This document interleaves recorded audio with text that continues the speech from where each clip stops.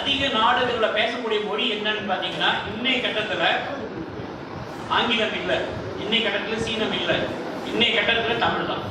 205 நாடுகள், இப்ப 205 நாடுகள் தமிழர்கள் வாழ்றாங்க. ஆனா இந்திய பாஸ்போர்ட்ல வாழ்றவங்க 138 தான்.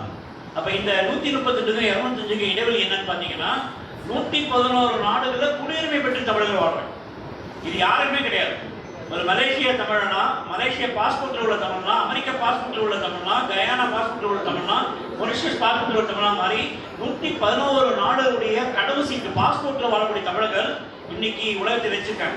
ஆனா இப்படி இருந்து கூட இன்னைக்கு சொன்ன மாதிரி இந்த 500 தமிழ் மொழிக்காக உயிரிட்ட போராளிகள் நாம் பதிவு செய்யற மாதிரி நிறைய விஷயங்கள் பதிவு செய்ய.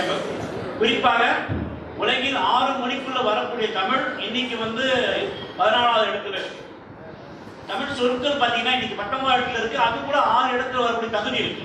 இப்பதான் கடந்த 6 மாதமாக உங்கள் மயிலாடுதுறை சார்ந்த நார்வேயில் வசிக்கக்கூடிய எங்கர்சால் போன்றவர்கள் முயற்சியில இன்னைக்கு இணையத்துல குறிப்பாக இந்திய மொழியில அதிகமா கட்டுரைகள் உள்ள மொழி தமிழ்ன்றது முந்தானத்து தான் உறுதி பண்ணியிருக்காங்க. 2900 கட்டுரைகள். இதுல இந்திய நாடு மதிக்கக்கூடிய சான்ஸ்கிரிட்டுக்கு என்ன தெரியுங்களா? கடைசி இடம் 10 கட்டுரைகள் தான். ஆனா தமிழ் 2982 கட்டுரைகள். இதுல இந்தி பேசுறீங்க, இந்தி 1290ல இந்தியாவுக்கு வந்த ஒரு மொழி இன்னைக்கு கேட்டா 5வது இடத்துல. அப்ப வேலை செஞ்சாதான் எதையுமே நம்ம ஒரு ஆவணப்படுத்திக்கிட்டே இருந்தாதான் அதுக்கான ஒரு காலகட்டம் வரும்னு நினைக்கிறேன். நீங்க எல்லாரும் என் பேர் படிச்சுருப்பீங்க நினைக்கிறேன். என் பேருக்கு முன்னாடி என்ன இருக்கு, என் பேருக்கு பின்னாடி சொல்ல முடியுமா? உங்களுக்கு சொல்றேன், என்னுடைய தொழில் முறையில பல மொழிகள் பேசக்கூடிய கட்டாயம் எனக்கு. ஆனாலும் ஆய்வு கட்டுரைகள், ஒரு நீர்மொழி கப்பல் தயாரிக்கிற பணியில, ஒரு கடல்சார் மருந்து தயாரிக்கிற பணி, எல்லா துறையிலும் நான் பிற மொழி பேசக்கூடிய கட்டாயம் இருந்தாலும் நான் சிந்திப்பது தமிழ்ல தான். என்னுடைய சிந்தனை தமிழ்ல தான். எனக்குரிய தகுதியா நினைக்கிறது, என்னுடைய எல்லா படிப்பை விட என்னுடைய தகுதியை நான் நினைக்கிறது 10வது வகுப்பு வரை அரசு பள்ளியில தமிழ் வழியில் படிச்சது. அதுதான் என் உலகம் கொண்டு போயிடும்.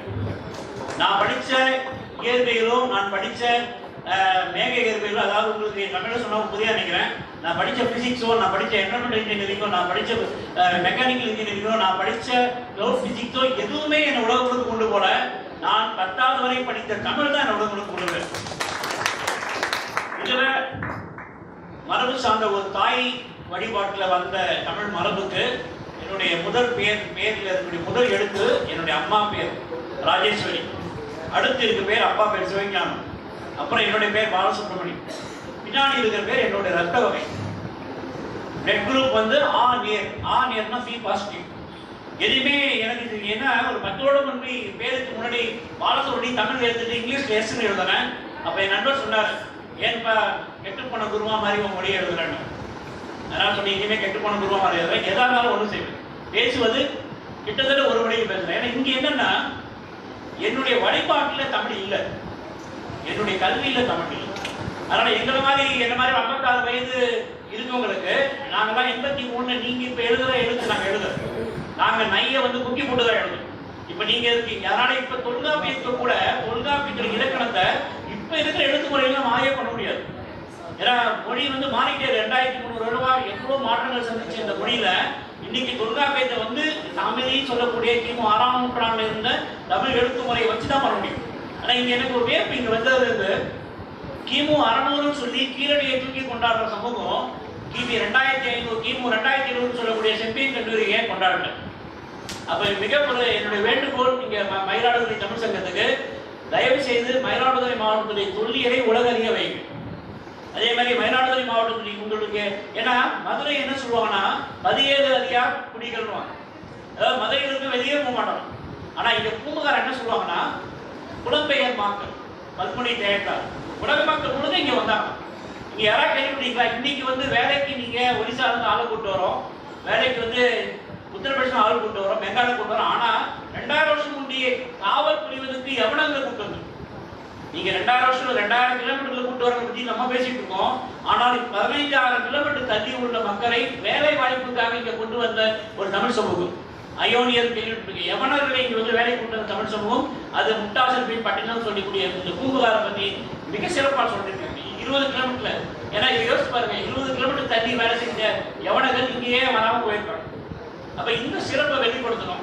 இதுல ரொம்ப முக்கியம் என்னன்னா, நான் இயங்கிய ஒரு வேலை, என்னுடைய அடிப்படை பின்புலம் 1989 2009 வரைக்கும் ஒரிசாவில் வாழ்ந்தேன். அதில் 1991 தமிழ் சங்கத்தில் என்னுடைய ஈடுபடுத்திக்கிட்டு 2002 நான் செயலாளராக இருந்தேன். அப்பதான் நாங்கள் என்ன பண்ணோம், இந்திய தமிழ் சங்க கூட்டமைப்பை 3 பேர் உருவாக்கணும். நானும் மைசூர் புகழத்தை அண்மையில காலமானார் வைசாக் திவாகர் 3 பேர் சேர்ந்து இந்திய தமிழ் சங்கத்தை முழுக்க ஒருங்கிணைச்சோம். ஏன்னா புவனேஸ்வர் தமிழ் சங்கத்தை இந்திய அளவில் கொண்டு போனது இல்லாமல் உலக அளவில் கொண்டு போனோம். இப்போ இன்னைக்கு ஒரிசாவுக்கு யார் போனாலும் அந்த புவனேஸ்வர் தமிழ் சங்கத்தை பயன்படுத்துறாங்க.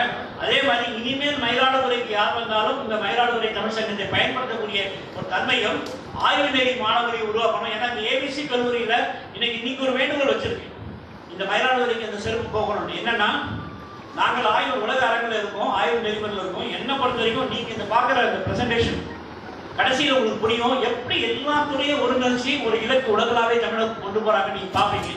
அதுக்கான அடிப்படை பின்னணி ஆய்வு நெறி ஒரு ஐரோப்பிய முறையோ ஆங்கில முறையோ கிடையாது. அது முழுக்க தொல்காப்பியத்தில் அவருடைய மரபியல் அவருடைய நூலை நூட்டி 52 கூட்டணிக்கு 32 யுக்திகளை பயன்படுத்தி எப்படி ஆய்வு செய்யும், அந்த ஆய்வு நெறிய உலகளவு கொண்டு செல்வதற்கு இன்று ஏபிசி கல்லூரியில பேசியிருக்கோம்.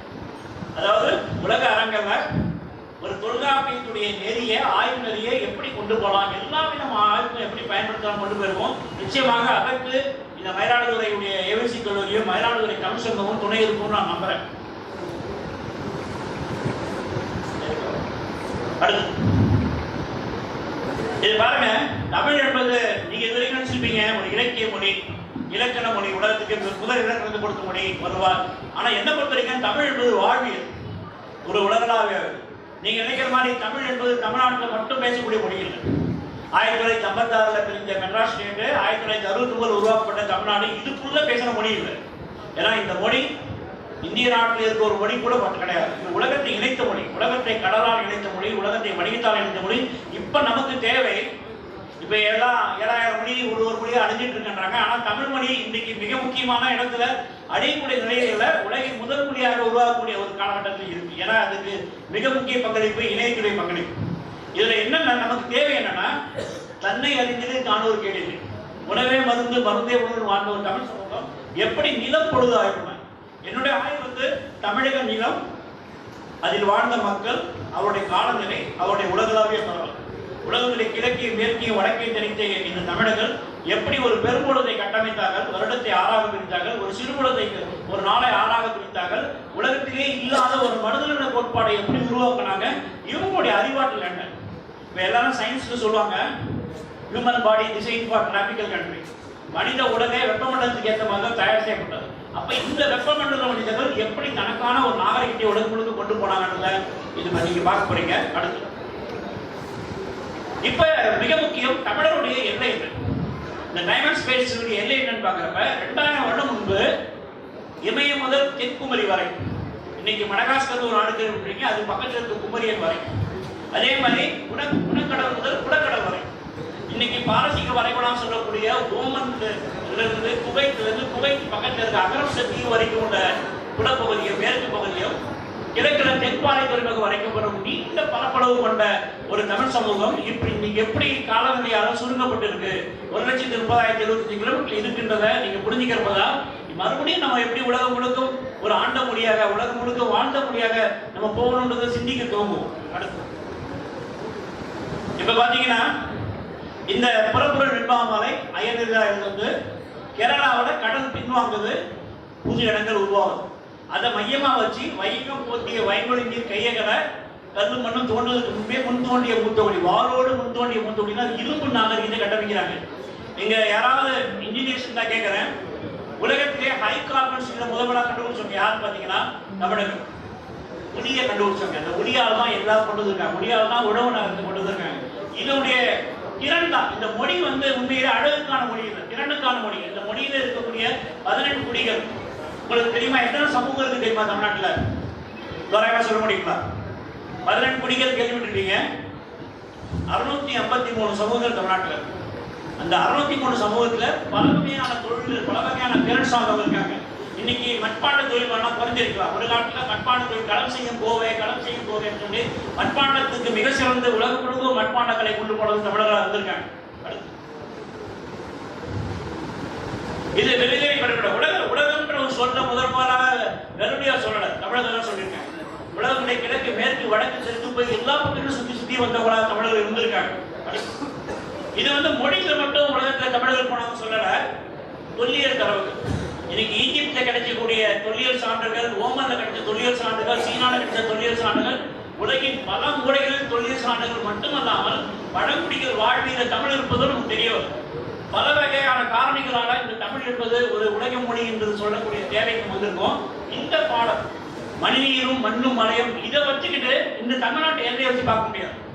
அன்னைக்கு இருந்த ஒரு அகண்ட பாரதம் அதை மையமா வச்சுதான் வள்ளுவர் எழுதியிருக்கார். மணிநீர்னா கடல், கடலும் மண்ணும் மலையும் அணிநிழ காடும் இதெல்லாம் ஒரு அரண் சொல்றப்ப அது எல்லாமே உற்பத்தி சார்ந்த பொருளாகவும் தமிழர்கள் பயன்படுத்தியிருக்காங்க. அடுத்து ஏன்னா தமிழ்நாட்டில் மட்டும் இன்னைக்கு நீங்க நினைக்கலாம் கர்நாடகா தனியார் பிரிஞ்சிருச்சு, ஆந்திரா தனியார் பிரிஞ்சிருச்சு, கேரளா இன்னைக்கு கூட நம்ம கிட்ட 17 ஆற்றுப்படைகள் இன்னைக்கு கூட கடல்ல உறிஞ்சக்கூடிய நீரை வந்து மேகமா கொண்டு போய் மேற்கு தொடர்ச்சி கிழக்கு தொடர்ச்சி மூலமாக ஒரு வற்றாத நீர்வளத்தை கொண்ட தமிழகம் இன்று தன்னை அறியாமல் தன் நிலை இழந்திருக்காங்க. இதுதான் தமிழ்நாட்டுடைய வரலாறு. அதாவது மொழி வருவதற்கு முன்பே மக்கள் வாழ்ந்திருக்காங்க. இங்கே 1.5 to 1.7 அதாவது 17 லட்சம் வருஷம் முன்னே விலங்குகள் அல்லாத மொழி இல்லாத தமிழர்கள் வாழ்ந்திருக்காங்க. இந்த மொழிக்கு காலம் ஒன்றும் நம்மளால சரியா சொல்ல முடியல, 40,000 வருஷமா 50 வருஷம் சொல்ல முடியல. ஆனால் ஆஸ்திரேலியா பழங்குடிகள் 45,000 வருஷம் முன்னி போன பழங்குடியில இன்னைக்கு மொழி இருக்கு, அந்த மொழி தமிழா இருக்கு. இதுல என்னன்னா நம்ம வரலாற்றை வந்து மொழி மூலமா மட்டும் தேட முடியாது, நம்ம வரலாற்றை பலவித காரணங்களால் தேட முடியும். அடுத்து இது தமிழ்நாட்டில் மட்டும் 200 இடங்கள்ல 1300 பாறைவகைகள். இந்த பாறைவகைகள் பாத்தீங்கன்னா மக்கள் சூழ்ந்து யானைகள், அதாவது மம்முத்துன்ற யானை அடக்குறாங்க. டைனோசர் மாதிரியான எனக்கு தெரியும், உலகத்திலேயே மிக முக்கியமான டைனோசர் முட்டை கிடைச்சது அரியலூர். அரியலூர் வரைக்கும் கடல் இருந்திருக்கு. இந்த மாயவனம் கூட, இந்த மயிலாடுதுறை கூட கடல் கடியில் தான் இருக்கு. யோசிச்சு பாருங்க, அரியலூர் எங்க இருக்கு, பூம்புகார் எங்க இருக்கு, இந்த 116 கிலோமீட்டருக்கு கடல் இருந்து கடல் பின்வாங்கி இருக்கு. இப்ப கூட 21 கிலோமீட்டர் கடலுக்குள்ள முழுகி போன ஜனங்க இந்த பூம்புகார் பட்டினம் வந்து கடலுக்குள்ளவே இருக்கும். அடுத்து இதுதான் நான் இருந்த ஒரிசால இருக்கக்கூடிய தமிழ் ஆளும் 1300 வருடங்கள் இல்ல 113 வருடங்கள் ஒற்றுமையாக இருந்த திரவிட சங்காமத்தியத்தை கலிங்க மன்னன் கார்வரன் முடியிருக்கிறது. அத்தி கும்பா கல்வெட்டு, இந்த கல்வெட்டுல தான் தமிழோட சிறப்பு. எங்களை மாதிரி உண்மையிலே தமிழோட சிறப்பை தமிழ்நாட்டில் இருக்கும்போதால புரிஞ்சிக்க முடியாது. உலகம் முழுக்க சுத்துறவங்க பல நாடுகள் வாழ்றவங்க, ஏன்னா எங்க போனாலும் தமிழ் கிடைக்கும். பாம்பேல நீங்க யாராவது வாழ்ந்துருந்தா கனேரின்னு ஒரு இடத்துக்கு போங்க, திரவிட காரணி தமிழ் குடும்பத்தினர் பற்றி இருக்கு, ஊரான் பட்டினம் இங்க இருக்கு, களம்பொடி இருக்கு. அந்த மாதிரி இந்தியாவுடைய எந்த மூலைக்கு போனாலும் உங்களால தமிழ் சான்றுகளை பார்க்க முடியும். அப்படி பார்த்துதான் நான் எங்களை மாதிரி இருக்கவங்க ஆய்வுக்கு வந்தோம். இது கீழடின்னு சொல்லாம நாங்கெல்லாம் வைகை ஆற்றங்கரை நாகரிகம் சொல்றோம். ஏன்னா வருஷ நாட்டிலேருந்து ஆரம்பிச்சு கச்சதீவு வரைக்கும் கிட்டத்தட்ட 293 இடங்கள்ல சான்றுகள் கிடைச்சோம். ஒரு இடத்துல தான் ஆய்வு பண்ணிருக்கேன். ஒரு இடத்துல தான் 6 கட்ட 7 கட்ட ஆய்வு பண்ணப்ப அந்த ஒரு இடத்திலேயே கிமு 600 கிடைச்சது. இப்போ ஒட்டுமொத்தத்தையும் ஆய்வு பண்ணா, தமிழ்நாட்டுடைய 17 ஆற்றுப்படைக்கு ஆய்வு பண்ணா, தமிழ் நாகரிகத்துடைய சிறப்பு உலகம் முழுக்க ஏன் இந்த இந்தியா நோக்கி வந்தாங்கன்ற ஒரு கேள்விக்கான பதிலும் நமக்கு கிடைக்கும். அடுத்து இது என்ன தெரியுங்களா? இது தாய் தெய்வ வழிபாடு, ஐயை வழிபாடு. நீங்க சிலப்பதிகாரத்தை படிச்சிருப்பீங்க. எனக்கு தெரியும் கோவிந்தராஜன் ஒரு 20 வருஷம் 30 வருஷம் முன்னாடி முழுக்க கண்ணகி போன வழியை பற்றி ஆராய்ச்சி பண்ணாங்க. அப்ப அதுல ரொம்ப முக்கியம் மாதிரியுடைய மகளா ஐயை சொல்லுவாங்க. ஐயன்ற பேர் வந்து தமிழ்ல ஐயம் தெளிவுக்குள் பேர்ல இருந்தது. அப்ப இந்த வழிபாடு இப்ப இல்லை.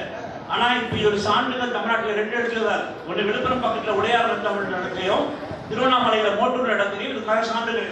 அடுத்து இது என்ன தெரியுங்களா? வரலாற்று படிக்கிறவங்க இந்தியாவுடைய கிணறுன்னு பார்த்தா ராஜஸ்தான்ல இருக்க கிணறு பற்றி 16ஆம் நூற்றாண்டுல கட்டப்பட்ட கிணறு பற்றி பேசுவாங்க.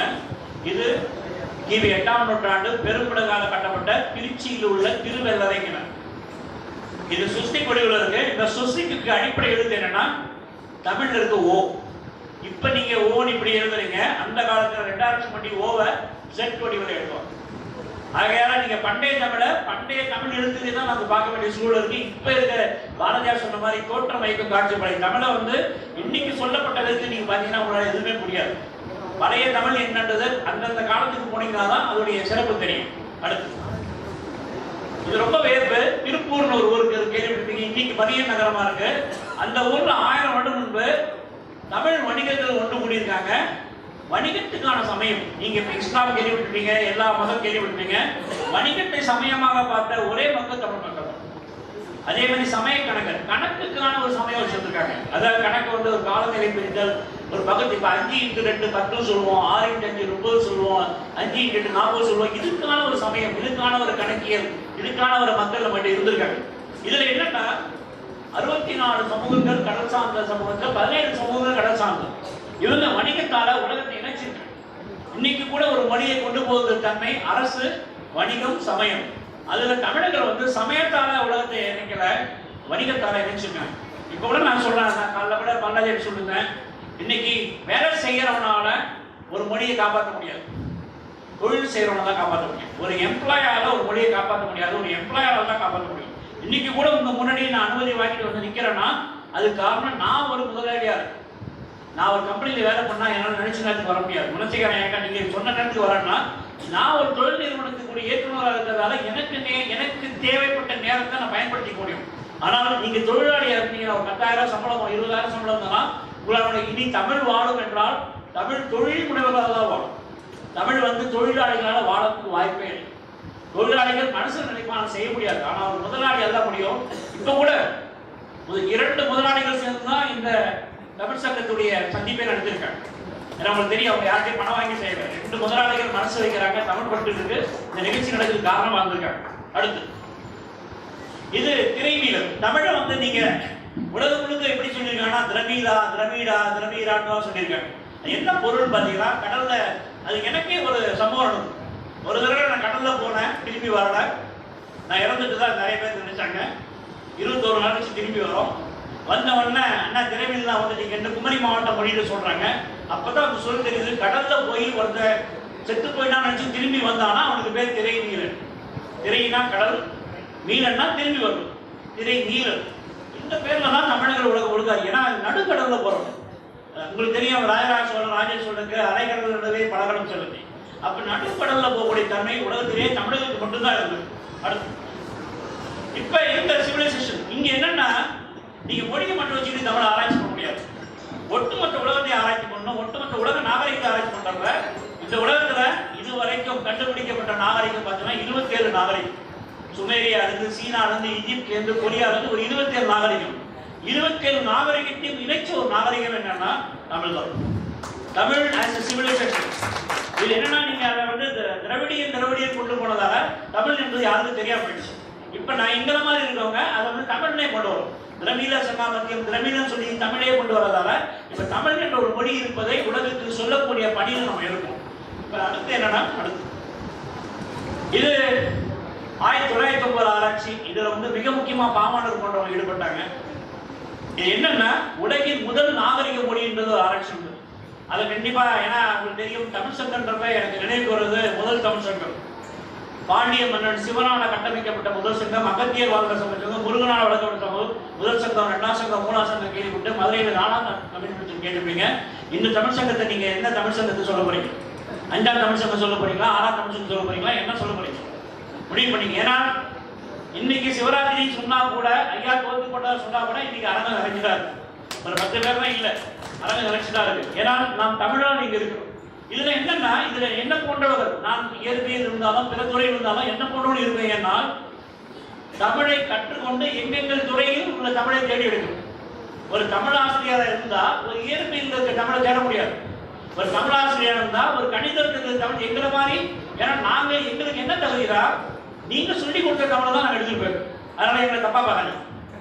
நீங்க எங்களுக்கு 10வது வகுப்பு முறைப்படி எனக்கு சொல்லிக் கொடுத்த 6ஆம் வகுப்புல சொல்லிக் கொடுத்த தமிழாசிரியர் வந்து திருமணங்கால படிச்ச ஒரு புலவர். அவர் கையை கிள்ளி தலையில கொட்டி சொல்லிக் கொடுத்த தமிழ் தான் நீங்க உலகம் முழுக்க தமிழ் எங்க இருக்குன்னு தேட முடியும்.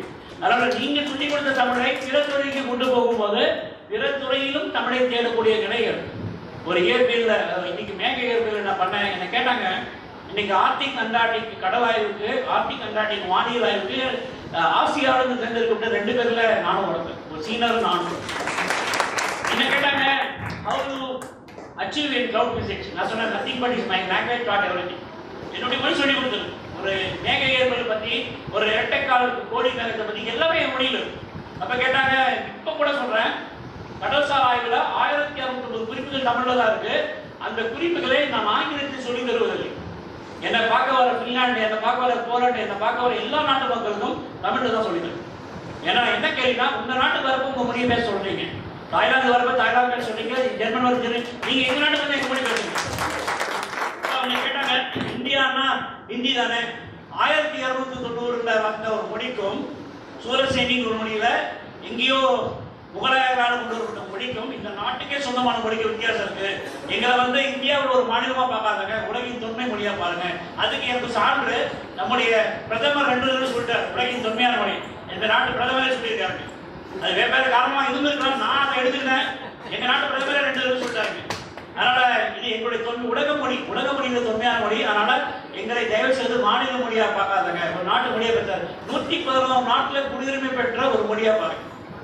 ஏன்னா தமிழை வந்து நீங்க இந்தியாவுடைய மொழியை சொல்றதுக்கு வாய்ப்பே இல்லை. 111 நாட்டு குடியிருக்கு. என்ன ஒரு உதாரணம் சொல்றேன், மடகாஸ்கர் ஒரு நாடு கேள்விப்பட்டிருக்கீங்க, தமிழ்நாட்டில இருந்து ஒரு 5000 கிலோமீட்டர் தள்ளி இருக்கு. இந்த மடகாஸ்கர் நாட்டுடைய அமெரிக்க தூதரகம் ஒன்று, இந்திய தூதரகம் அமெரிக்க தூதரகம். அமெரிக்க தூதரக அதிகாரியுடைய மனைவி ஒரு தமிழ் பெண், சுஜாதா. அதே மாதிரி அமெரிக்காவில் இருக்கக்கூடிய ஜெர்மன் தூதரகத்துடைய தலைவருடைய மனைவி ஒரு தமிழ் பெண். நீங்க தமிழை வந்து இந்தியா கூட தேட முடியுமா? இல்ல, தமிழை வந்து உலகத்துடைய எல்லா இடத்துலையும் தேடக்கூடிய வாய்ப்புகள் இருக்கு. நீங்க கூட வெளிநாட்டுல போனீங்கன்னா ஒருத்தர் வெளிநாட்டு பாஸ்போர்ட் சொல்லி அப்படியே போயிடாதீங்க. அவன் பேர் என்னன்னு கேட்க சமயத்தில் அவன் பேர் கூட கேபரியலா இருக்கும், அவன் பேர் கூட மன்சூரா இருக்கலாம், ஆனால் அவன் பேசுவது தமிழாக. நான் கண்கூடா பல நாட்டில், ஜெர்மனியில, இங்கிலாந்துல, பல நாட்டில் பார்த்துருக்கேன், ஹாங்காங்ல. என் மனைவி சொல்ற, இல்ல உலகத்தை பார்க்குற எல்லாரையும் தமிழ்காரனை பார்க்குறேன். இல்ல, அவன் தமிழ்ல இருக்க வாய்ப்பு இருக்கு. ஏன்னா கொரியால 80 லட்சம் பேர் மக்கள் தன்னுடைய பூர்வீகமாக தமிழ் ராணியை நினைச்சிருக்காங்க, ஓகே. அதே மாதிரி பின்லாந்து சாமி மக்கள் தன்னுடைய பூர்வீகமாக முதல் சங்க காலத்திலேயே அவங்க பின்லாந்து கூட நினைக்கிறாங்க. அந்த மாதிரி உலகத்துடைய பல பழமொழிகள் தன்னுடைய ஆதாரமாக, இப்ப நீங்க நெட்ல பாப்பீங்க, கேமரூன் ஸ்பீக்ஸ் தமிழ். கேமரூன் நாட்டு மக்கள் பேசுற மொழியில் தமிழ் இருக்கு, பண்டு மக்கள் பேசக்கூடிய மொழியில தமிழ் இருக்கு, தாய்வான் நாட்டுல காவலன் பேசக்கூடிய மொழியில தமிழ் இருக்கு. இதை இந்த ஆய்வை 2021 இருந்து 2025 முடிக்கிறோம்னா நம்ம எல்லாருடைய பங்களிப்பு தேவை. அதனால்தான் உலகில் அதிக சொற்களுடைய மொழியில தமிழை கொண்டு வருவதற்காக முயற்சி பண்றோம். உலகில் அதிக நாடுகள் பேசக்கூடிய மொழியா தமிழ் கொண்டு வர முயற்சி பண்றோம். உங்களை போன்ற தமிழ் சங்கங்களுடைய பங்களிப்பு இதுக்கு தேவையா இருக்கு. அடுத்து இதுவரைக்கும் கடற்கார வரலாறுல பினிஷியரை பத்தி பேசுறாங்க, ஈஜிப்ட் பத்தி பேசுறாங்க. இப்ப தமிழை பத்தி பேசக்கூடிய வாய்ப்பு இருக்கு, நேரம் குறைவா இருக்கு, மேல இருக்கிறது படிச்சுட்டே வாங்க. இந்த மாதிரி 1669 குறிப்புகள் தமிழ் இலக்கியத்தில் இருக்கு. இதுவரைக்கும் தமிழ் ஆசிரியர்கள் மூலமாக 350 குறிப்புகள் தான் கண்டுபிடிச்சாங்க, சங்க இலக்கியத்தை நெய்தல் முத்துக்கண்ணப்பர். ஆனா இப்ப எங்களை மாதிரி பிறத்துறை சார்ந்தவர்கள் கிட்டத்தட்ட 1669 குறிப்புகளை தமிழ்ல இருந்து எடுத்துரும். அடுத்து இதுவரைக்கும் நம்ம என்ன நினைச்சிட்டு இருக்கோம்னா, கட்டுமரக்காரன் கடல்ல போயிருக்க முடியுமா? சரி, இப்போ ஒரு கேள்வி கேட்கிறேன், இந்தியாவிலே வறுமை இல்லாத மீனவ கிராமம் எங்க இருக்கு? சொல்ல முடியுமா யாராவது? வறுமை இல்லாத மீனவ கிராமம் ஒரு 12 கிராமங்கள். கடைகள்ல எல்லாரும் நல்ல வசதியா இருக்காங்க, நிறைய ஊருக்கு போறாங்க வராங்க. எந்த கிராமம்? பூம்புகாரை சுத்தியுள்ள கிராமத்துல வறுமை குறைவா இருக்கு. ஏனென்றால் அவங்களுக்கு இப்போ எங்க தோணாலும் மீன் கிடைக்கும். ஏனென்றால் கடலில் மூழ்கி போன நகரங்கள் பூம்புகாரில் இருக்கிறதால எங்க வந்து துணி போட்டாலும் மீன் கிடைக்கும். இந்த ஒரு இடம் இந்தியாவில் எங்கேயுமே கிடையாது. ஏனென்றால் அந்த கடல் மிக ஒரு ஆபத்தான கடல். ஏன்னா கடல்ல நீரோட்டம், நான்லாம் டைவ் பண்றேன், எனக்கு தெரியும் எப்போ நீரோட்டம் அந்த கடல்ல இருக்கு. ஆனா அந்த கடல்ல எங்க மீன் இருக்குன்னு சொல்லி பார்த்து சொல்லுவாங்க, அந்த பார்க்கல போய் மீன் பிடிச்சி சொல்லுவாங்க. இது வரைக்கும் இந்தியாவில் வறுமை இல்லாத, தற்கொலை பண்ணி கொள்ளாத ஒரு சமூகம் யாருன்னா மீனவர் தான். அவங்க எல்லாத்தையும் அந்த மீனவர்கள் சிறப்பாக வாழக்கூடியவர் பூம்புகார், முட்டாசனத்தின் பட்டணம் என்ற பூம்புகார இன்னைக்கு கூட சிறப்பாக தான் வந்துட்டு இருக்காங்க. அடுத்து இதுல ரொம்ப ஏன் இந்த மொழி உலகம் முழுக்க போச்சுன்னா, ஒரு 200 வருஷம் வந்தா இந்த நீராவி கப்பல், இரும்பு கப்பல்லாம் இருக்கு, அதுபடி மரக்கப்பல். உலகம் முழுக்கும் கப்பல்கள் கடல்ல போறப்ப இடிச்சு எரிக்கும் மரக்கப்பல். எல்லாரும் நடுக்கடல் போக பயப்படுவாங்க. ஆனா தமிழ் கப்பல் மட்டும் போச்சு. ஏன்னா இதுதான் இந்த மொழியை உலகம் முழுக்க கொண்டு போன ஒரு வண்டி. இதுக்கு பேர் தோணின்னு சொல்லுவோம், பாய்மர கப்பல் சொல்லுவோம், நாவாய் சொல்லுவோம், மஞ்சு சொல்லுவோம், பல பேர்கள். இந்த கப்பல்களுடைய சிறப்பு என்னன்னா, தமிழருடைய தாவரவியல் அறிவு, தமிழுடைய விலங்கியல் அறிவு, தமிழுடைய நூல் திறன், ஃபைன் ஆர்ட்ஸ். ஏன்னா நடுவுல கருங்காலி மரம் இருக்கு, கருங்காலி மரத்தில் இடி இடிச்சா கப்பல் ஏரியாது, இடி கடந்து வேற இடத்துல போய் நெருப்பு உண்டாக்கும். அதுக்கு வடவேட்டி பேரு, வடமுக்கி தீவு. இந்த கப்பல் வந்து உலகத்திலேயே அதிக எடை கொள்ளக்கூடிய கப்பல் தமிழ் கப்பல் தான். இப்போ 450 டன் கப்பல் தான் ஐரோப்பியர்கள் வந்தாங்க. ஆனால் நம்ம கப்பல் 2500 டன் வேலை. 42 மரங்களை பயன்படுத்தினாங்க. ஆயினி, பலா, வேங்கை, நிறைய மரங்கள் பயன்படுத்துறாங்க. அது இல்லாமல் கல் நம்ம ஊரில் பயன்படுத்துறாங்க. இன்னைக்கு கூட தஞ்சாவூர்ல அனாத மாதிரி ஒரு கல் கிடைக்கும். அந்த கல் என்னன்னா ஏசியாவிலே பெரிய 9 அடி நீளமுள்ள கல் அங்கே வரும், அனாத மாதிரி கிடைக்கும். நம்ம என்னன்னா நமக்கு வரலாறு இல்லைன்னு சொல்லி நம்ப வச்சிருக்கோம். இங்க என்ன சிக்கல், தமிழ்நாட்டில் ஒரு சிக்கல். நான் உலகம் முழுக்க போயிட்டு வந்தாலும் எனக்கு சொல்லக்கூடிய ஒரு தன்மை இருக்கு. தெரியாதுன்னு சொல்லக்கூடிய இடத்துல நம்மளை இல்லவே இல்லைன்னு சொல்ல வச்சிருக்காங்க. தெரியாதுன்னு சொன்னீங்கன்னா இன்னொருத்தர் போய் கேட்பேன். யார் வந்து கேட்டாலும் எங்களுக்கு வரலாறு இல்லைன்னு சொன்னீங்கன்னா அவன் எப்படி போய் கேட்பேன்? அந்த சிக்கல் நம்ம இருக்கு. இந்த கப்பல் உலகம் முழுக்க போயிட்டு வந்தது, உலகம் முழுக்க நம்ம மொழியை விட்டு வந்தது. ஆனா உலகம் முழுக்க மக்களை இங்க கொண்டு வந்தது. புலம்பெயர் மக்களையும் வந்தாரை வாழ வைத்த தமிழகமா இந்த தமிழகம் இருந்தது. அடுத்து இதுல ரொம்ப முக்கியம், இந்த ப்ராஜெக்ட் நான் இருந்தேன். சிந்துபாந்து போன கப்பலை ஒரு இங்கிலாந்து கம்பெனி வந்து ஆவணப்படுத்துறாங்க. அந்த ப்ராஜெக்ட்ல நான் அதிகமாக நிற்பான் பாய் சொல்லிட்டு அவரோட இருந்தப்போ தான் இந்த கப்பலுடைய சிறப்பு, தமிழோடைய சிறப்பு தெரிஞ்சதாக தான் இன்னைய வரைக்கும் இந்த ஆய்வு நான் இருக்கு. அடுத்து இது கலந்தளவில் புலவேர் கப்பல் வழியாக எப்படி புலம்பெயர் மக்கள் வந்தாங்க. இதுவரைக்கும் நம்ம கேள்விப்பட்ட வழிகள் வந்து பட்டு வழி பாதையும் மிளகு வழி பாதை. மிளகு வழி பாதை தமிழ்நாட்டில் தான் உருவாகுது. இது என்ன சிக்கல்னா, ஏலக்காய் தமிழ்நாட்டில் உற்பத்தி ஆகுது. ஆனா பேக்கேஜில் என்ன போட்டுருப்பாங்கன்னா ஹை ப்ராடக்ட் ஃப்ரம் கேரளா. இவங்க தமிழ்நாட்டுக்காரன் போடியில தயார் பண்ண ஏலக்காவை அவன் வந்து ஹை ப்ராடக்ட் ஃப்ரம் கேரளா கேட்டால் கேரளா பண்ணதான் விஷயம். அதே மாதிரி ஆயுர்வேத மருந்து எல்லாமே பார்த்தீங்கன்னா சித்த மருத்துவ மரபை ஆயுர்வேத மருந்து விற்கிறாங்க. என்னன்னு கேட்டீங்கன்னா நம்ம சொல்லியிருக்காங்க, தமிழ் பொடிங்கெல்லாம் விற்காது, நீங்க கேரளா போட்ட வைக்கும். ஆனா கேரளாவை வந்து காட்ஸ் ஓன் பேரடைஸ் சொல்றாங்க, குப்பையெல்லாம் இங்கே போடுறாங்க. ஒரு பக்கம் பார்த்தீங்கன்னா இந்த மாதிரி ஒரு முரண் நம்ம கிட்டே இருக்கு. அடுத்து இதுதான் இந்த இந்த 2 வழி இல்லாம தமிழர்களால ஒருங்கிணைக்கப்பட்ட வழி என்னன்னா இரும்பு வழி பாதை, வைர வழி பாதை, நவரத்ன கற்கள் பாதை, மட்பாண்ட பாதை, பருத்தி பாதை சொல்லிக்கிட்டே போலாம். இந்த இடத்துல இருந்து உலகத்தை எப்படி இணைச்சிருக்காங்க, உலகத்துடைய கிழக்கை மேற்கே எப்படி இணைச்சிருக்காங்க. ஏன்னா கிரேக்க நாட்டுக்கு நேரடியா சீனாவை தெரியாது, சீனங்களுக்கு நேரடியா கிரேக்க தெரியாது. ஆனா தமிழர்களுக்கு 2 பேரும் தெரியும். அடுத்து இதுல ரொம்ப முக்கியம் ஹியூமன் ஃபாசில் சைட். நீங்க ஒரு பக்கம் கேட்கலாம், தமிழர்கள் வந்து அந்த காலத்துல வந்து தமிழ் பேசினாங்களா? இந்த மொழி வருவதற்கு முன்பே இருந்த மனிதர்கள் இங்க இருக்காங்க. இந்த மேப் பாத்தீங்கன்னா ஹியூமன் ஃபாசில் சைட் 17 லட்சம் வருஷம் முன்னே விலங்குகளால் மாந்தர்கள் வாழ்ந்ததுல மிக முக்கியமான பகுதியா உலகத்திலேயே நம்ம சென்னை தேர்ந்தெடுக்கப்பட்டிருக்காங்க. மெட்ராஸ் நேச்சுரல் ஃபேக்டரி உலகத்திலேயே வணிகர்கள் உருவாக்கினது தமிழ் தான். 3 லட்சம் வருஷம் முன்னே ஒரு பழங்குடிகளா மொழி இல்லாத காலத்திலேயே ஒரு பொருளை வித்துருக்காங்க. இந்த கல்கோடாரின்ற ஒரு கல்கோடாரியை கொண்டு போய் வித்துருக்காங்க. ஒரு இடத்துல செஞ்சு பொருட்கள் வச்சிருக்காங்க. அதனால அதுக்கு பேர் மெட்ராஸ் நேச்சுரல் ஃபேக்டரின்னு பேர். அடுத்து பாறை வகை, கீழ்வாடை பாறை வகைகள்ல கடல்ல போனவங்களை பத்தி குறிப்புகள் இருக்கு. அடுத்து இது மண்பாண்டங்கள், கடற்சை கோவை, கடற்சை வேளாண் ஒரு சமூக தமிழ்ல இருக்காங்க. வேளா அவங்க தான் அந்த கோயில்ல பூஜை பண்ணுவாங்க.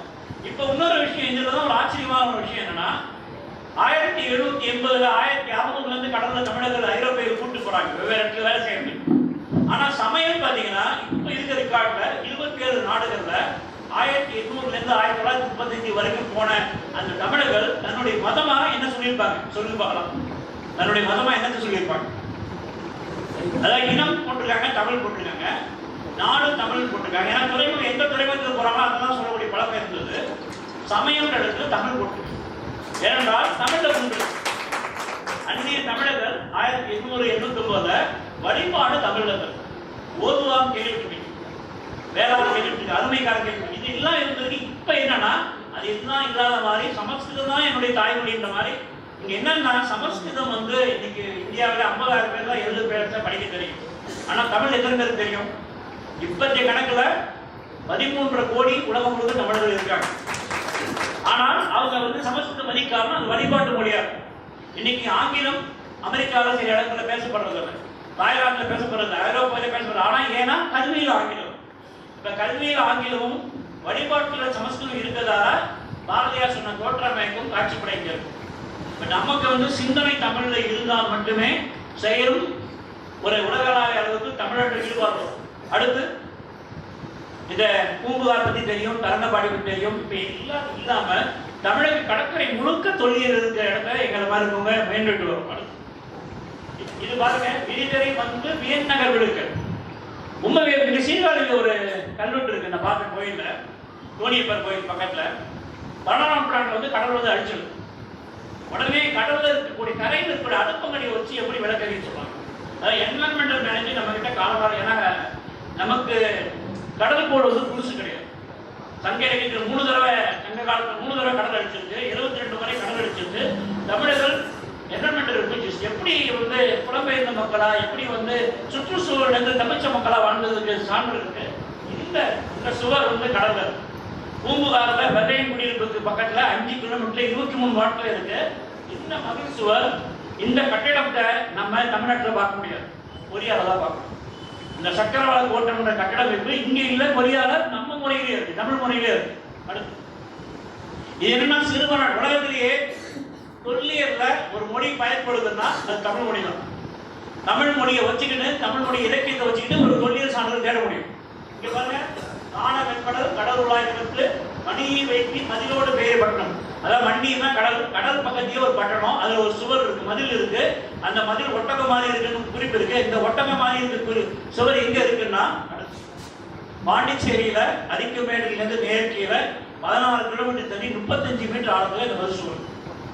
அதே அந்த இலக்கிய குறிப்போடு மது சுவருக்கு இதனுடைய காலநிலை என்னன்னு தெரியல. ஏன்னா 16 கிலோமீட்டர் தண்ணி இருக்கு. 16 கிலோமீட்டர் ஒரு கடல் வந்து அடிக்குதுன்னா எத்தனை 1000 வருடம் எடுக்கணும். அப்ப இந்த இதை பிரான்ஸ்காரங்க ஆய்வு பண்ணிட்டு இருக்காங்க. இது வந்து இயற்கையா வந்த சுவர்கள், மனிதனால கட்டப்பட்ட சுவர்ன்றப்ப தமிழுடைய கட்டடக்கலைக்கு கற்சிறைன்னு சொல்லுவாங்க. கற்சிறைன்னா தெரியுங்களா? கற்சிறைன்னா தடுப்பு. அந்த கற்சிறைக்கான ஒரு வாய்ப்பு இருக்கு. இது உலகத்தின் முதல் கட்டடக்கலையை நிரூபிக்கக்கூடிய காலம் நெருங்கிட்டு. ஏன்னா இது என்னன்னா, தமிழுக்கு தொன்மை இருக்குன்னு முதல்ல தமிழர்கள் நம்பணும். இதான் பிரச்சனை. தமிழர்கள் நம்பலாம் மட்டும்தான் இது நடக்க முடியும். அடுத்து வான் பற்றிய பதரை போல் ஏதி சாத்தி ஏற்று சென்னி பின் புறணி வந்து வேளாண் மாடம் இருக்கு. இப்ப கடல் வந்து இந்த இடமா இருந்தா நம்ம எடுத்து வித்துருவோம். கடல்ல மிக பாதுகாப்பா இதெல்லாம் இருக்கு. அடுத்து இது வெண்வேர் கௌரியர். கௌரியர் பேர் ஏன் தெரியுமா, சொல்ல முடியுமா? கௌரினா சோழி, பல்லாங்குழியில வர சோழி. இன்னைக்கு இங்கிலீஷ்ல அதே பேர்ல தான் இருக்கு, கௌரி இந்த பேர்ல தான் இருக்கு. ஏன்னா ஆங்கிலம் வந்து நீங்க படிக்கிற ஆங்கிலத்துடைய காலநிலை 250 வருஷம் தான். அதுக்கு முந்தி கிரீஸ்ல லத்தீன்ல இருந்தது. அதுக்கப்புறம் எல்லா மொழியும் உருவாங்கச்சு. அதுல அவங்க உருவாங்கின ஒரு மொழியில ஒரு சொல் வந்து கௌரி. கௌரி பல்லாங்குழி சோழியில இருக்க சோழிக்கு பேர் கௌரி, பலகரைன்னு சொல்லுவோம். அது தமிழ்ல கௌரிய. பாண்டியர்கள் ஒரு பேர் கௌரியர்னா உலகத்தின் முதல் காசுகளை அறிமுகப்படுத்தியவர் பாண்டியர். இது கனடாவிலிருந்து மடகாஸ்கர் வரைக்கும் அந்த சோழியை பயன்படுத்தியிருக்காங்க, கென்யா வரைக்கும்.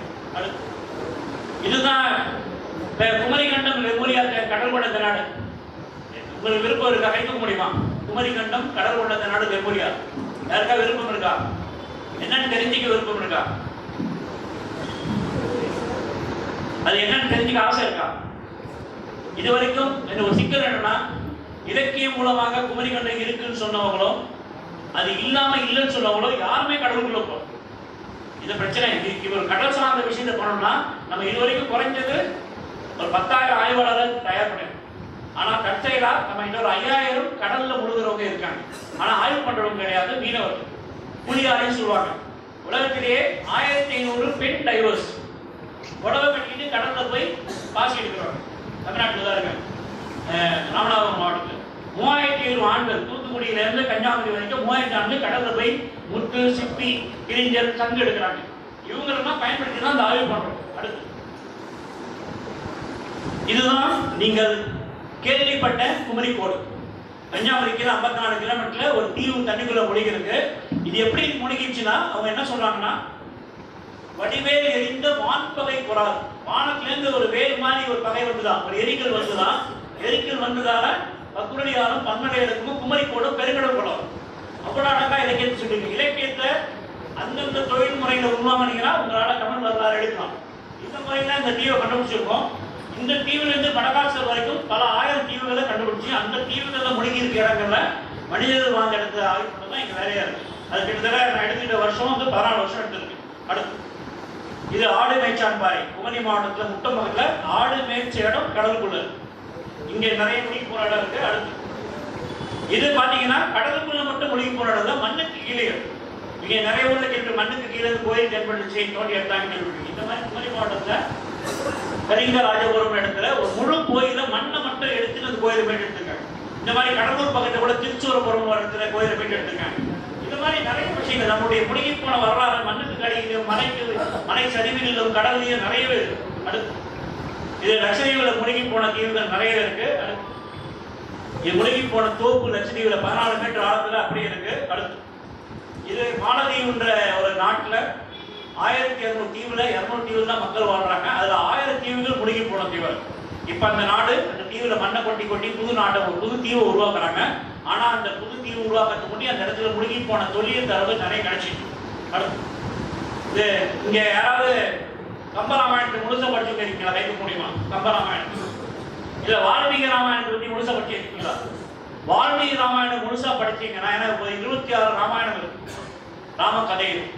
அதுல வால்மீகி ராமாயணத்துல தான் இலங்கை எங்க இருந்து குறிப்பு தெளிவா இருக்கு. உச்சகிரிக்கு நேர்கீழ 23 டிகிரி பாகையில 23 டிகிரி பாகையில அது இருக்கு. அதாவது நிலநடுக்கோடு பக்கத்துல இருக்குன்னு தெளிவா பதிவிருக்கு. அந்த இடம் என்னன்னா இன்னைக்கு கடல்ல முழுகி இருக்கு. அந்த சாயடி மேல 48,000 சதுர கிலோமீட்டர் சுத்தி 6,80,000 சதுர கிலோமீட்டர்கள் மக்கள் வாழ்ந்த இடங்கள் கடலுக்குள்ள முழுகி இருக்கு.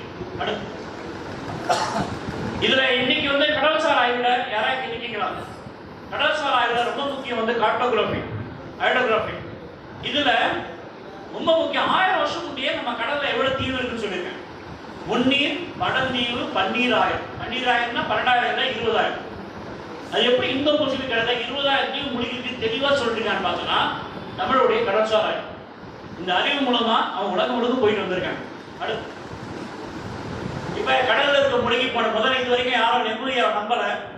அதுக்கப்புறம் 1954-59 இன்டர்நேஷனல் இண்டியூஷன் எக்ஸ்பெடிஷனுக்கு அப்புறம் தான் நம்ப ஆரம்பிச்சு. அதனால தான் 72 பாவாணர் குமரிக்கண்டம் இருக்குன்னு சொல்லி ஒரு தீர்மானம் போட்டாங்க. இந்த முழுகி போன மலைகள் தொடர்ல தீவுகளா இருந்த இடத்துல தமிழர்கள் வாழ்ந்திருக்காங்க. அடுத்து தென்புலத்தார். இன்னைக்கு கூட தென்புலத்தாரை நான் அந்த பேர் எங்க குழு வச்ச பேரா திட்டினாங்க. தென்புலத்தார்னா ஆவியினா இல்லப்பா, எங்க மறைந்த முன்னோர் மையத்தில் வாழ்வாது வாழ்பவனை வானொலிக்கும் தெய்வத்தில் வைக்கணும். இதுதான் இன்னைக்கு கூட நான் இப்ப கூட இங்க வந்திருக்கேன்னா நேற்று இரவு நான் பிள்ளையாரையோ முருகனையோ கும்பிடல. எங்க அப்பா அம்மாவை வணங்கிட்டான். எங்க அப்பா அம்மா படமா இருக்காங்க, வணங்கிட்டு வந்து அதே மாதிரி நாளைக்கு நான் அப்புறமா படம் கூட அப்பா அம்மா படத்தை வணங்கி தான் அந்த பயணத்தை முடிப்பேன். முன்னோர் வழிபாடு தான் நம்ம இருந்தது. முன்னோர் வழிபாடு, சிறுதை வழிபாடு எல்லாமே மறந்து நமக்கு சொல்லப்பட்ட வரலாறு முன்னோர் நம்பிட்டு வாழ்ந்துட்டு. இதுல இந்த இடத்த இந்த ஆய்வை நீங்க நினைக்கிற மாதிரி ஒரு தமிழ் வெறியில பண்ணல. புவியியல் தன்மையில என்னென்ன மாறி இருக்கு, time and space of the world எப்படி மாறி இருக்கு பண்றப்ப எந்தெந்த இடம் கடல்ல முடிகின்றதை தெரியும். ஆனா அதுக்கு பின்புலம் என்னுடைய தமிழ் இலக்கியம். தமிழ் இலக்கியங்கள் சொன்னதை கட்டுக்கதையை நான் நம்பாம இல்ல, அது ஏன் உண்மை இருக்கக்கூடாதுன்னு நினைச்சதால மேற்கொண்டு ஆய்வு பண்ணும். அடுத்து இப்ப தமிழ்நாட்டு மீனவருக்கு மீன் எங்க கிடைக்கிறதுனா இந்த முழுகி போன இடத்துல கிடைக்கும். 3600 கிலோமீட்டர் போய் மீன் பிடிச்சிட்டு வராங்க. கன்னியாகுமரியில இருக்கக்கூடிய ஷார்க் கட்டர் சொல்லக்கூடிய தேங்காய்பட்டினம் மீனவர் போய் பிடிச்சிட்டு இருக்காங்க. இப்ப உங்களுக்கு உண்மையிலேயே முழுகி போன இடத்துல பார்க்கணும்னு விருப்பம் இருக்கா? கை தூக்க முடியுமா? அடுத்து இந்த மாதிரி 600 படம் எடுத்திருக்கும் கடவுள. நான் 56 வயசு டைவ் பண்றேன். ஆனா எனக்கு பின்னாடி ஒரு இளைஞர்கள் தயார் பண்ண முடியல. இளைஞர்கள் சினிமா பார்க்க தயாரா இருக்க இளைஞர்கள் தொழிலாளருக்கு வர்றதுக்கு இப்ப கூட தமிழ்நாடு அரசே சொல்லியிருக்கு, தொழில் செய்வதற்கு நாங்க தயாரா இருக்கோம், ஆனா செய்யறதுக்கு ஆதி வருஷம் 8 பேர் தான் படிக்கிறாங்க தொழில். அங்க மெட்ராஸ் பல்கலைக்கழகத்தில் 20 பேர் தான் படிக்கிறாங்க. இந்த 28 பேர்ல பாதி பேர் குழம்புக்காக படிக்கிறாங்க. அதனால ஆர்வம் இல்லை, கிடைச்ச வேலைக்கு போயிடுறாங்க. இப்ப என்னன்னா தமிழ் வரலாறை மீட்டெடுப்பதுக்கு தமிழர்கள் தேவைப்படுறாங்க. இதுவரைக்கும் தமிழ் வரலாறு எவ்வளவு பேர் போப்பு கால்வேர் எல்லாம் வெளிநாட்டுக்காரங்க தான் வேலை பண்ணியிருக்காங்க. கரகமேன் முதல் கொண்டு எத்தனை தமிழ் வேலை பண்ணியிருக்காங்க.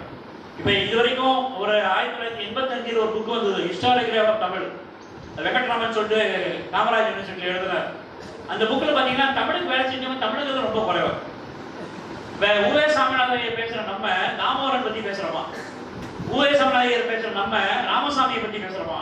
எத்தனை ஓலைச்சுவடிகள் வேலை பண்ணியிருக்காங்க. யாரும் பேசுறது நமக்கு தெரிஞ்ச ஒருத்தர் வச்சு பேசுவீங்க.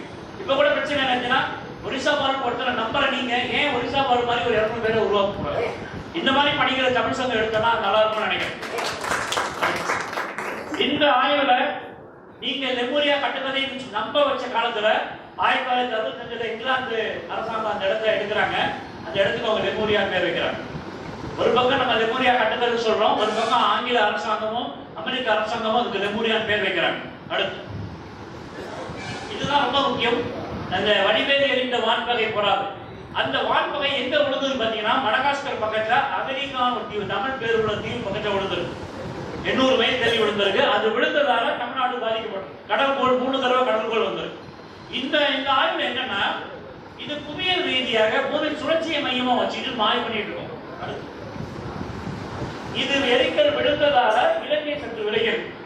இலங்கைக்கு தெளிவா சொல்றாங்க, இலங்கை ஒரு சிறு ஆறாக பிரிக்கப்பட்டது. ஆனா தரவு கிடைச்சிட்டே இருக்குது. இப்ப புவியியல் தரவுகளை நமக்கு ஆதாரம் கிடைச்சிட்டே இருக்கு. அடுத்து இங்க என்னன்னா, இங்க ஏன் நடந்திருக்குன்னா, இந்த பகுதியில பொருள் விட்டா மேல போகும், ஆனா அதுக்கு எதிர் பகுதியில பொருள் விட்டா கீழே விடும். அந்த பகுதி கீழே விழுந்தாலும் இந்த பகுதி பாதிக்கப்படும். இதனாலதான் தமிழக அறிவுசார் மக்களா இருக்க காரணம் புவி ஈர்ப்பு விசை இங்க குறைவா இருக்கு. புவி ஈர்ப்பு விசை குறைவா இருக்கிறதால நம்மளால சிந்திக்கிற தன்மை அதிகமா இருக்கு. நம்ம எல்லாரும் மூளைய கொஞ்சமா தான் பயன்படுத்தணும். மூளையை முழுசா யாரும் பயன்படுத்தல. இப்ப அண்மையில லூசின்னு ஒரு படம் வந்து, லூசி படம் யாரா பார்த்து கேட்க முடியுமா? லூசி படத்துல மூளையை 100% பயன்படுத்தினா உடல் மறைஞ்சிடும். அதை நிஜத்தை பண்ணி காமிச்சோரு வரலாறு. மூளையை ஒழுங்கா பயன்படுத்தினா உடல் மறையும். நம்ம நினைக்கிறோம் உடல் என்பது சதையாலானது, உடல் என்பது ரத்தத்தாலானது, நீரானது. ஆனா தமிழ் சமூகம் உடல் என்பது அணுக்களானது நிரூபிச்சோம். அப்ப இந்த விஷயத்தை நம்ம பயன்படுத்தவே கிடையாது. நம்ம மூளை நம்ம யாரும் பயன்படுத்த கிடையாது. அதுக்கு நம்ம தொன்மை கருவியாதான் பயன்படுத்த முடியும். இது அடுத்து இது பாருங்க, இந்த கரை எப்படி இருக்குங்க? இடித்து போயிருக்கு இந்த கரை. அந்த இடத்துக்கு போய் இடிந்த கரை. இங்கதான் தொல்காப்பியத்துடைய நெறி பார்க்கணும். தொல்காப்பியத்துல நன்னூல் வரைக்கும் நமக்கான ஒரு நெறி, இலக்கணம், கட்டுப்பாடு கொடுத்துருக்காங்க. உங்களுக்கு தெரியும், பல நாடுகள் மொழியில எழுதுறப்ப மார்ஜின் இருக்காது. நமக்கு ஸ்கூல்ல சொல்லி தரதே முதல்ல மார்ஜின் கொடுத்து சொல்லிடுவாங்க. கேள்விப்பட்டிருப்பீங்க. பள்ளியில நம்ம பாடம் படிக்கிற முதல்ல அந்த தாளை எடுத்து எழுதுறப்ப தாளை கொஞ்சம் படிச்சு எழுத வைப்பாங்க. அந்த நெறி நம்மகிட்ட இருந்தது. இதுல இன்னைக்கு தமிழ்நாட்டில் கணக்கெடுத்து பார்த்தீங்கன்னா 52 சர்வே பண்ணி பார்த்தீங்கன்னா 16,409 ஊர் இருக்கு தமிழ்நாட்டில். அதுல 7,000 ஊர் எல்லாத்துக்கும் பொருள் உள்ள ஊரா இருக்கு. இப்ப வேணா சிவாஜி நகர், ராஜீவ்காந்தி நகர், எம்ஜிஆர் நகர் இருக்கலாம். அன்னைக்கு மேடா இருந்தா மேட்டூர், பள்ளமா இருந்தா பள்ளத்தூர், தாளமரம் இருந்தா தாளக்குடி, வேப்பமரம் இருந்தா வேப்பத்தூர் குடி. இது எதுக்குன்னா, கப்பல்ல வரவங்களுக்கு புளியங்கோட்டை வேணும்னா புளியங்காடு போயிடுவாங்க. கப்பல்ல வரவங்களுக்கு வேப்பமுத்துன்னு சொல்லுவாங்க. வேப்பங்கோட்டம் சொல்ல மாட்டாங்க. வேப்பமுத்து வேணும்னா வேப்பத்தூர் போயிடுவாங்க. கப்பல்ல வரவங்களுக்கு வாழை மரம் வேணும்னா வாழையூர் போயிடுவாங்க. அப்ப இந்த பொருள் வாங்குவதற்கு தொடர்பாக கிளஸ்டர் ஃபார்மிங் பண்ணிருக்கேன். நீங்க எப்படி மாயவரம் கேட்டீங்கன்னா என்ன சொன்னீங்க? காலம் தான் கேட்டேன். மாயவரம் எதுக்கு சிறப்பானது சார்? உழவுக்கு சிறப்பானது, நெல்லுக்கு சிறப்பானது. இங்க 2 லட்சம் வகையான நெல் இருக்கு. இப்ப நம்மகிட்ட எத்தனை நெல் இருக்கு? எல்லா வகையான தசைக்கும் 6 மாசம், ஒரு வருடத்துல 5 போகம் 6 போகம் பண்ணவங்க. யானை கட்டி போராடிச்சது யார் பண்ணாங்க? உலகத்திலேயே யானை கட்டி போராடிச்சு நம்ம தான் பண்ணிருக்கோம். அடுத்து இது எங்க சொன்னாலும் தமிழ்நாட்டிலே பொறுத்தவரை இன்னைக்கு உலகத்திலேயே சிலை கடத்தல் எங்கெங்க அதிகமா நடந்திருக்கு சொல்ல முடியுமா? அவரை கடத்துறது என்ன சொல்றோம்? 10 ரூபா திருநீங்கன்னா திருடணும். 100 கோடி திரும்பினா தொழில் அதிபர்னு சொல்றோம். சிலை கடத்தல் பண்றது நம்ம வச்சிருக்க பேர் என்னன்னா தொழில் அதிபர். அப்ப சிலையை கடத்தணும்னா எத்தனை சிலைக்கு? நான் என்ன அடிக்கடி சொல்லுவேன், தமிழ் வரலாறு உண்மையிலே தமிழ்நாட்டில் இல்லைங்க. உலகத்துல எல்லா மியூசியத்துக்கு போங்க, அங்க ஒவ்வொரு சிலையா இருக்கும்.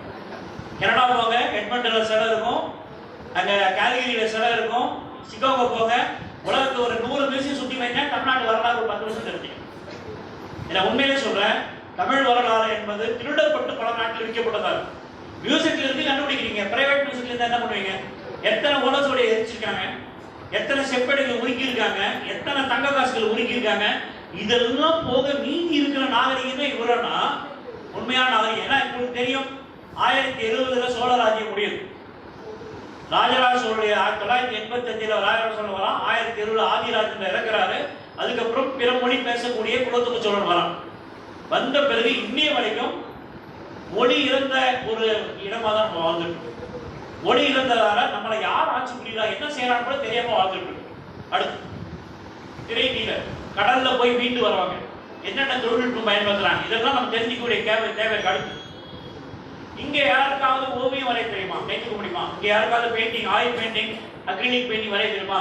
இருந்தீங்கன்னா தமிழ் வரலாறு மீட்டெடுக்கிறதுல உங்களுக்கு பங்கு உண்டு. இரண்டாவது இதை நாங்க திட்டம் போட்டு 2 வருடம் உழைப்பதை பயன்படுத்தோம். எப்படின்னா, தமிழர்கள் எப்படி கடவுள போனாங்க, எப்படி மரத்தை வெட்டினாங்க, எப்படி மிதப்பு முகவை பண்ணாங்க. ராமநாதபுரம் மாவட்டத்துக்கு பல பேர் முகவை மாவட்டம். அதுல எப்படி உப்பு தண்ணியை நல்ல தண்ணியா மாத்தி கொண்டு போனாங்க. இதெல்லாம் குறிப்பு உலகம் முழுக்க. தயவு செய்து ஆங்கிலத்துல மட்டும் தமிழ் வரலாறு தேடாது. இதுல ரஷ்யன்ல தேடுங்க, ஆர்மேனியன் தேடுங்க, டச்சில் தேடுங்க, பிரெஞ்சில் தேடுங்க, 16 மொழியில நீங்க தேடினாதான், 16 மொழியில மொழிபெயர்க்கப்பட்ட ஆங்கிலத்தை தேடினாதான் தமிழ் வரலாறு கிடைக்கும். இங்க வந்த ஒவ்வொரு மனிதனும் தமிழ்நாட்டு வரலாறு, குப்லாய்கான் முதல் கொண்டு மங்கோலியா முதல் கொண்டு ஒவ்வொருத்தரும் தமிழ்நாட்டு வரலாறு எவ்வளவு சிறப்பா இருக்குன்னு எழுதியிருக்காங்க. உங்களுக்கு தெரியும், மார்க்கோ போலோ வந்தப்ப இங்க எப்படி முத்து குளிக்கிறாங்கன்றத மிக தெளிவா பதிவு பண்ணியிருக்காரு. அடுத்து இதுல ரொம்ப முக்கியம் வில்லியம் ஹார்ஷி. நான் எப்படி ஆய்வு பண்ணணும்னா, நூல் படிப்பேன், கடத்துக்கு போவேன், மறுபடியும் நூல் படிப்பேன், கடத்து ஒரு குறைஞ்சது 6 தடவை 8 தடவை பண்ண பிறகு எனக்கு ஒரு தெளிவான தீர்மானம் வரும். இதுல பாத்தீங்கன்னா மடகாஸ்கர்ல இருந்து தென் அமெரிக்கா வரைக்கும் ஒரு பொதுவான மொழி இருக்கிறத வில்லியம் ஹார்ஷி பதிவு பண்றாரு. இப்ப அந்த காலத்துல உலகத்துல 1900 மொழி இருந்தாலும் பொது சொற்கள் பார்த்தா 17 சொற்கள். இப்ப ஆய்வுல உலகம் முழுக்கும் எல்லா மொழியில ஒரு பொது சொற்கள் 465 சொற்கள் இருக்கு. அதுல 300 சொற்கள் நம்ம சொல்றாங்க. அது வணிகத்தால உலகம் நிறைந்தவர். அடுத்து இவருங்க மன்மதை காக்கும் தெற்குலங்காவல் மடகாஸ்கர். மடகாஸ்கர் இந்த ஊர் பேர் என்னங்க? மணக்கரா. இங்கிலீஷ்ல மணக்கரா, மடகாஸ்கர் மொழியில மணக்கரை. ஒரு கரை இருக்கு, அந்த கரையில இன்னைக்கு கூட அந்த ஆத்துல இருக்க மண்ணை சடிச்சு தங்க எடுக்கிறாங்க. அந்த மேல இருக்க ஊர் என்னங்க? சாம்பவா. தமிழ்நாட்டுல பூஜை செய்யறதுக்கு பூஜாரிகளா சாம்பவர்கள் இருந்திருக்காங்க. இது எல்லாம் எப்படி மடகாஸ்கர்? இதை வச்சுதான் தமிழர்கள் வந்து தென்குலங்காவல் மடகாஸ்கர் வரைக்கும் இருந்தது நம்மளால உறுதி பண்ண முடியும். மடகாஸ்கர் மக்கள், மடகாசி மக்களுடைய வாழ்வியல் பார்க்கறப்ப அப்படியே தமிழ் வாழ்வியல் இருக்கு. இன்னைக்கு கூட ஏறு தொழில் புகுத்தல் பண்றாங்க. Cameroon speaks Tamil. இன்னைக்கு இணைய வளர்ச்சி, நான் ஒரு 1995 இணையத்தில் இருக்கேன். இணைய வளர்ச்சி தமிழை வந்து முழுமையா தேடக்கூடிய அளவுக்கு எல்லா துறை மக்களும் உருவாக்கியிருக்கு. இதுல ரொம்ப முக்கியம், உலகத்துடைய எல்லா மொழியிலும் எப்படி தமிழ் தேடணும்னா, அவர் உறவுமுறை சொற்கள் அவருடைய என்றும் எழுத்தும் பார்த்தீங்கன்னா தமிழ் வரும். ஆஸ்திரேலியால 40,000 வருஷம் முன்னாடி போனவங்களுடைய மொழியில அம்மாவை குறிக்கிற சொல்ல அஞ்ஞான்னு சொல்லுது. துருக்கியில அன்னைன்னு சொல்லுது. இங்க வீட்டுல எத்தனை பேர் அன்னைன்னு கூப்பிட பழக? மம்மி டேடி நிச்சயமா வரும். அன்னை ஆய். இன்னைக்கு கூட மகாராஷ்டிராவுடைய தாயில, மகாராஷ்டிராவுடைய தாய் ஆய் தான் கூப்பிடுறாங்க. ஆட்டான்ற சொல், அம்மான்ற சொல். இது எல்லாமே உலகத்துடைய பழமொழிகள் தான் அப்படியே இருக்கு. அடுத்து உலகத்தில் உள்ள பழைய பாறை ஓவியங்கள இந்த பாய்மர கப்பலுக்கு, இந்த பாய்மர கப்பலை செய்கிற ஒரே தகுதி தமிழர்கள் கொண்டுதான். ஏனென்றால் உலகம் முழுவதும் பாய்மர துணி சின்ன சின்னதா இருக்கும். தமிழர்கள் மட்டும்தான் 3 பாய்மர துணியை பயன்படுத்தி உலகம் முழுக்க போயிட்டு வந்தாங்க. அடுத்து இது என் நண்பர் வனிஷா பாலகிருஷ்ணன், அவர் ஆய்வு பண்ணி சித்தூரில் இருக்க 650 ஊர் பேர் இருக்காங்க. இதுலதான் வியப்பா இருந்தது, சிலப்பதிகாரத்தில் சொல்லக்கூடிய கண்ணகி பேரு சிந்தூரியில் இருக்கு. அது எப்படி 2000 BC கண்ணகி இருக்குன்னா, கண்ணகின்ற பேர் ஒரு பொது சொல்லா நம்மகிட்ட இருக்கு. அதி என்ற பேர் பொது சொல்லா இருக்கு, பாண்டி என்ற பேர் பொது சொல்லா இருக்கு. இப்ப எப்படி நம்ம ஒரு பையனுக்கு பிரபாகரன் பேர் வைக்கணுமோ, ஒரு பையனுக்கு மதிவானன் பேர் வைக்கணுமோ, அந்த மாதிரி பொது சொற்களா நிறைய இருக்கும். அந்த சொற்கள் இப்ப நம்ம இழந்துட்டோம்.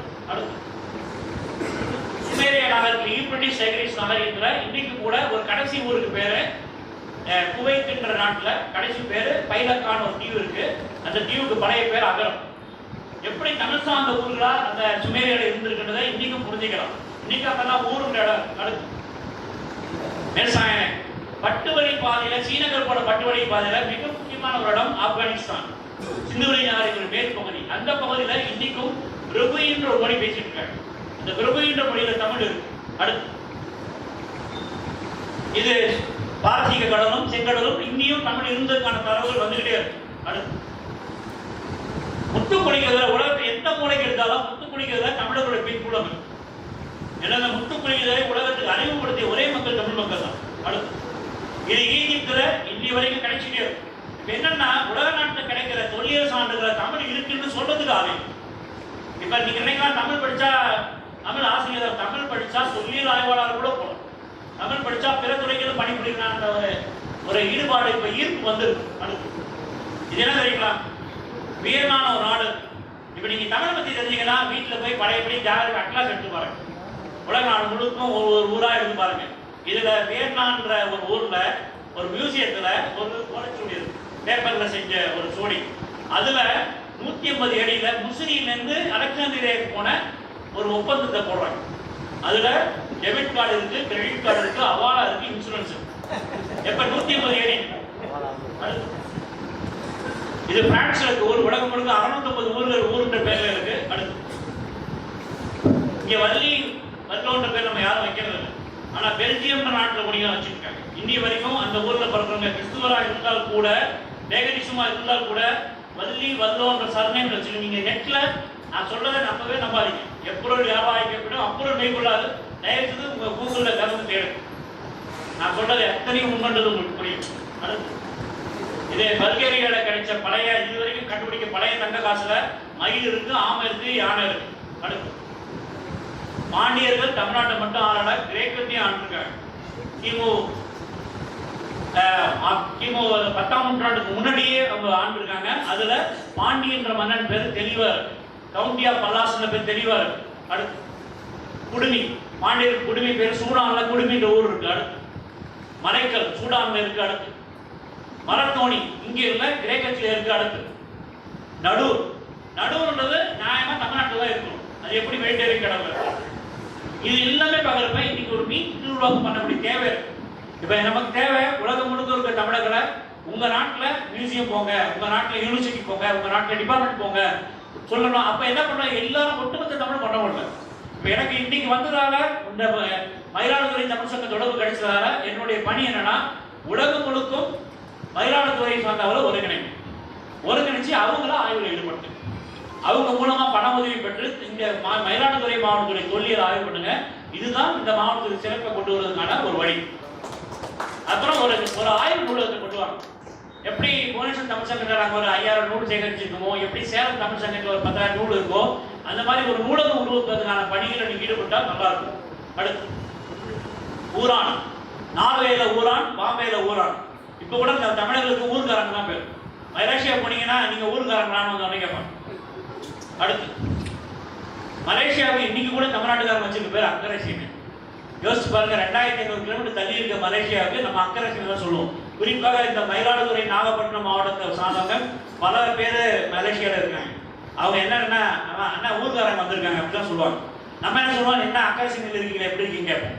அடுத்து கிழவன், இங்க மனகா பாஸ்குன்னு ஒரு மொழி பேசுறாங்க ஸ்பானிஷ்ல, ஸ்பெயின்ல எஸ்கரா மக்கள். அந்த மொழியில ஒரு மலைக்கு பேர் மலகா. அடுத்து இது கடலன், தமிழர்களுக்கு பழைய பேர் கடலன். கடலன் விடுதியில கேள்விப்பட்டீங்க. இன்னைக்கு 2000 வருஷம் முன்னாடி போன ஐரோப்பாவில் இருக்கக்கூடிய இந்த கட்லான்ற மக்கள் இன்னைக்கும் அந்த ஏரியா தான் பார்க்குறாங்க. 2000 வருஷம் கழிச்சியும் அந்த மக்களை வெளி மக்களை தான் அந்த நாட்டு மக்கள் பார்க்குறாங்க. அடுத்து அதியமான் எங்க இருந்தாங்க?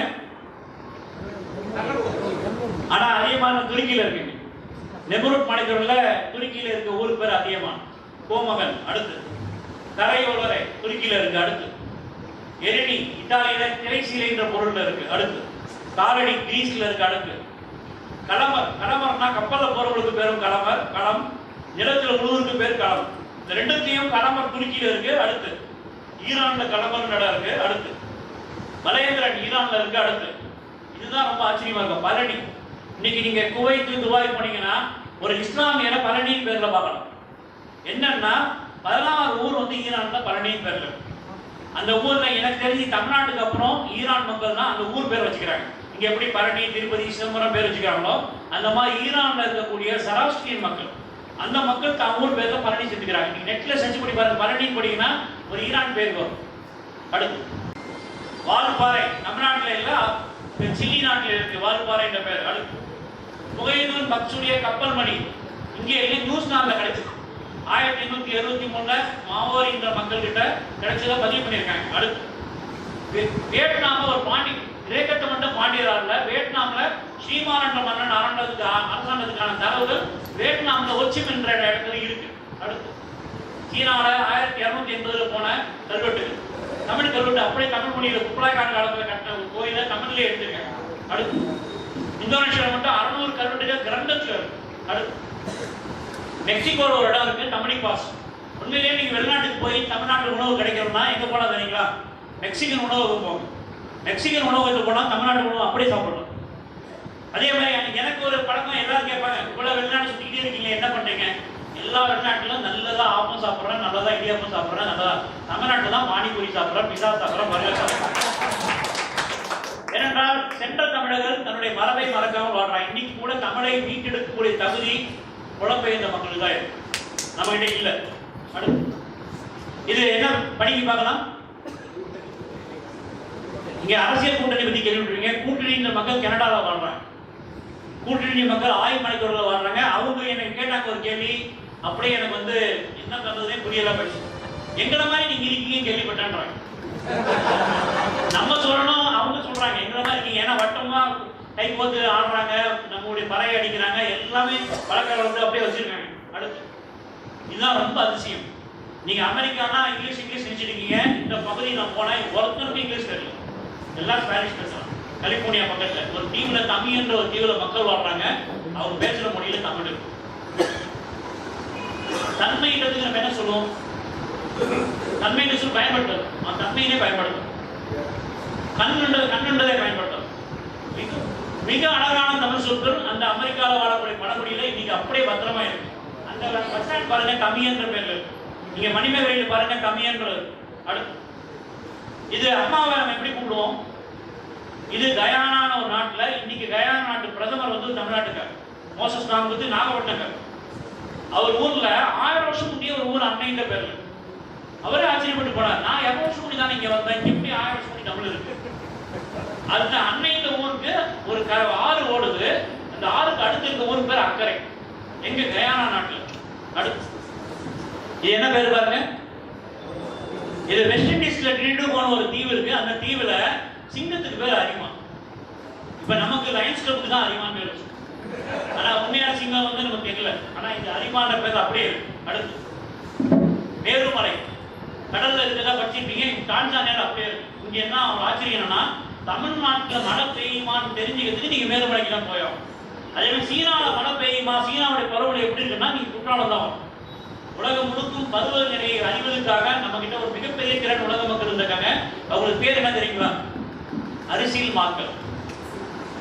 அரசியல் மக்கள் மக்கள், அவுணர்கள் மக்கள், இதெல்லாம் நமக்கு பிரித்து சொல்லிருக்காங்க. இது எல்லாமே திறன் வாய்ந்த மக்கள், கனியும் பார்க்கிறோம். அடுத்து இது மடகரசி டான்சானியால இருக்கு. அடுத்து குமரோஸ், குமரியின் மொழி பேசுறாங்க மடகாஸ்கர் பக்கத்துல. அடுத்து இதுதான் நம்ம அறிவு. பல்லையர் ஓம்புதல், பகுத்துண்டு பல்லையர் ஓம்புதல்.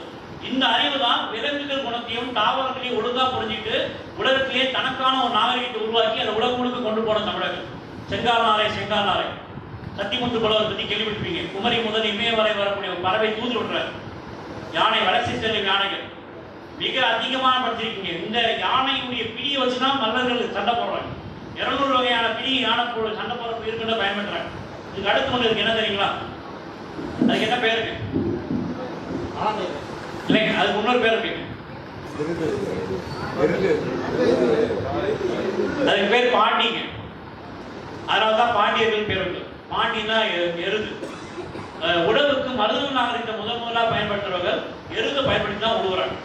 இன்னைக்கு கூட வைகை ஆற்றங்கரையில காளமாட்டை அடக்கிற ஒரு பெண்ணுக்கு, காளமாட்டை வளர்க்கிற பெண்ணுக்கு பாண்டியம்மா. என்ன நீங்க நினைக்கிறீங்க? ஜல்லிக்கட்டு பத்தி எல்லாம் பெருமையா பேசுறீங்க. ஆண்கள் ஜல்லிக்கட்டுல காளையை அடக்கினாலும் அதை வளர்ப்பது பெண்கள் தான்.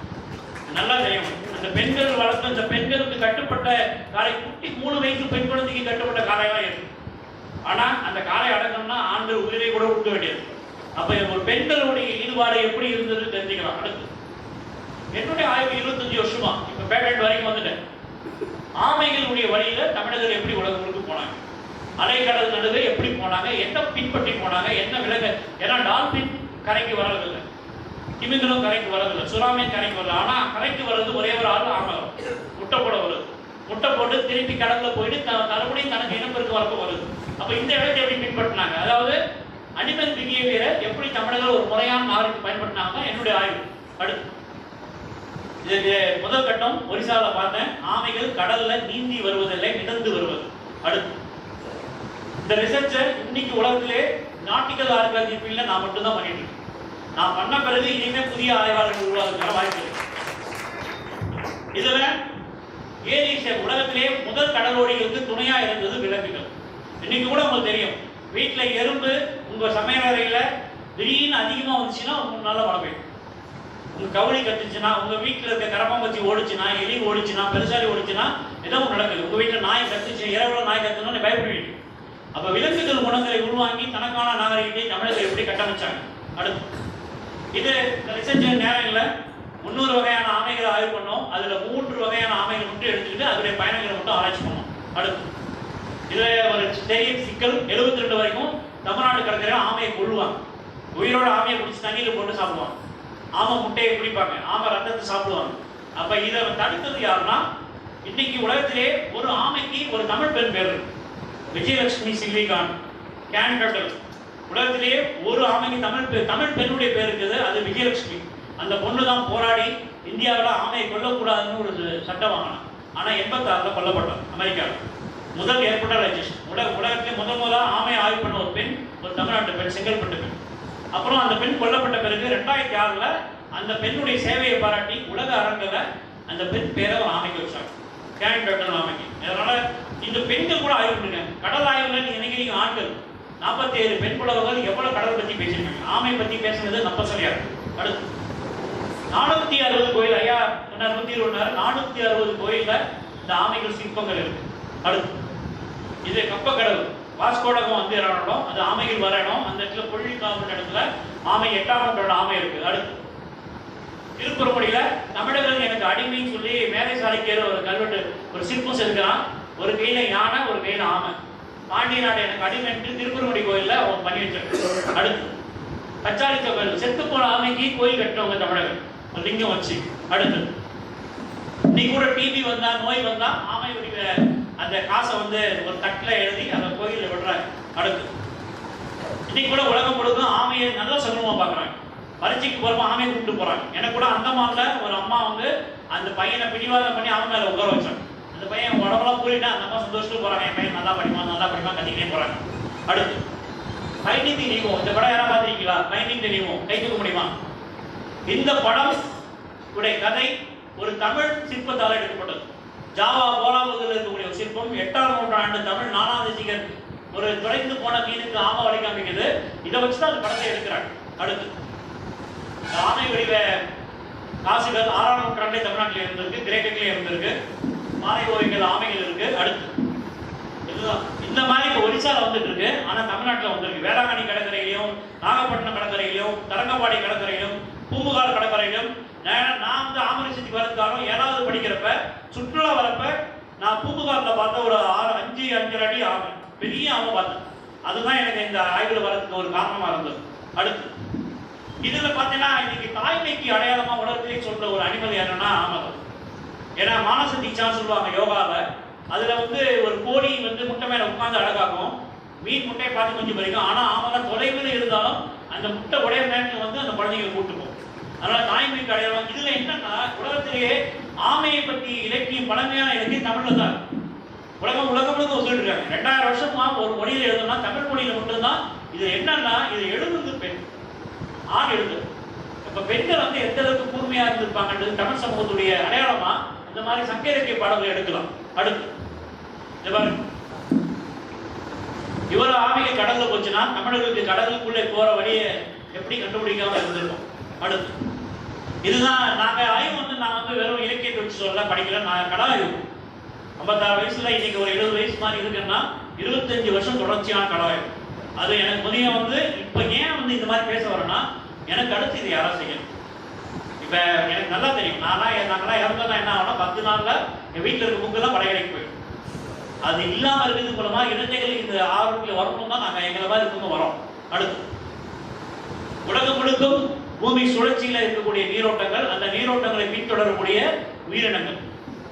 அடுத்து இந்த நீரோட்டம், நாகப்பட்டினம் நீரோட்டம் எப்படி அமெரிக்காவுக்கு போகுது. அடுத்து தாய்லாந்தில் விடப்பட்ட தேர் எப்படி வந்து தானா தமிழ்நாட்டுக்கு வருது. அடுத்து பர்மால விடக்கூடிய படகு டிசம்பர் மாசம் எப்படி தமிழ்நாட்டுக்கு வருது. அடுத்து இதுக்கு பெருங்கதையில ஒரு சொல்லாளர்கள், வடக்கடலில் இடப்பட்ட கழி, தென்கடலில் இடப்பட்ட துணை போர். 2000 வருஷம் முன்னே நம்ம இதை பத்தி தான் எழுதிருக்கு. அடுத்து இந்த ரிசர்ச் வந்து சயின்டிபிக்கா பண்றோம்.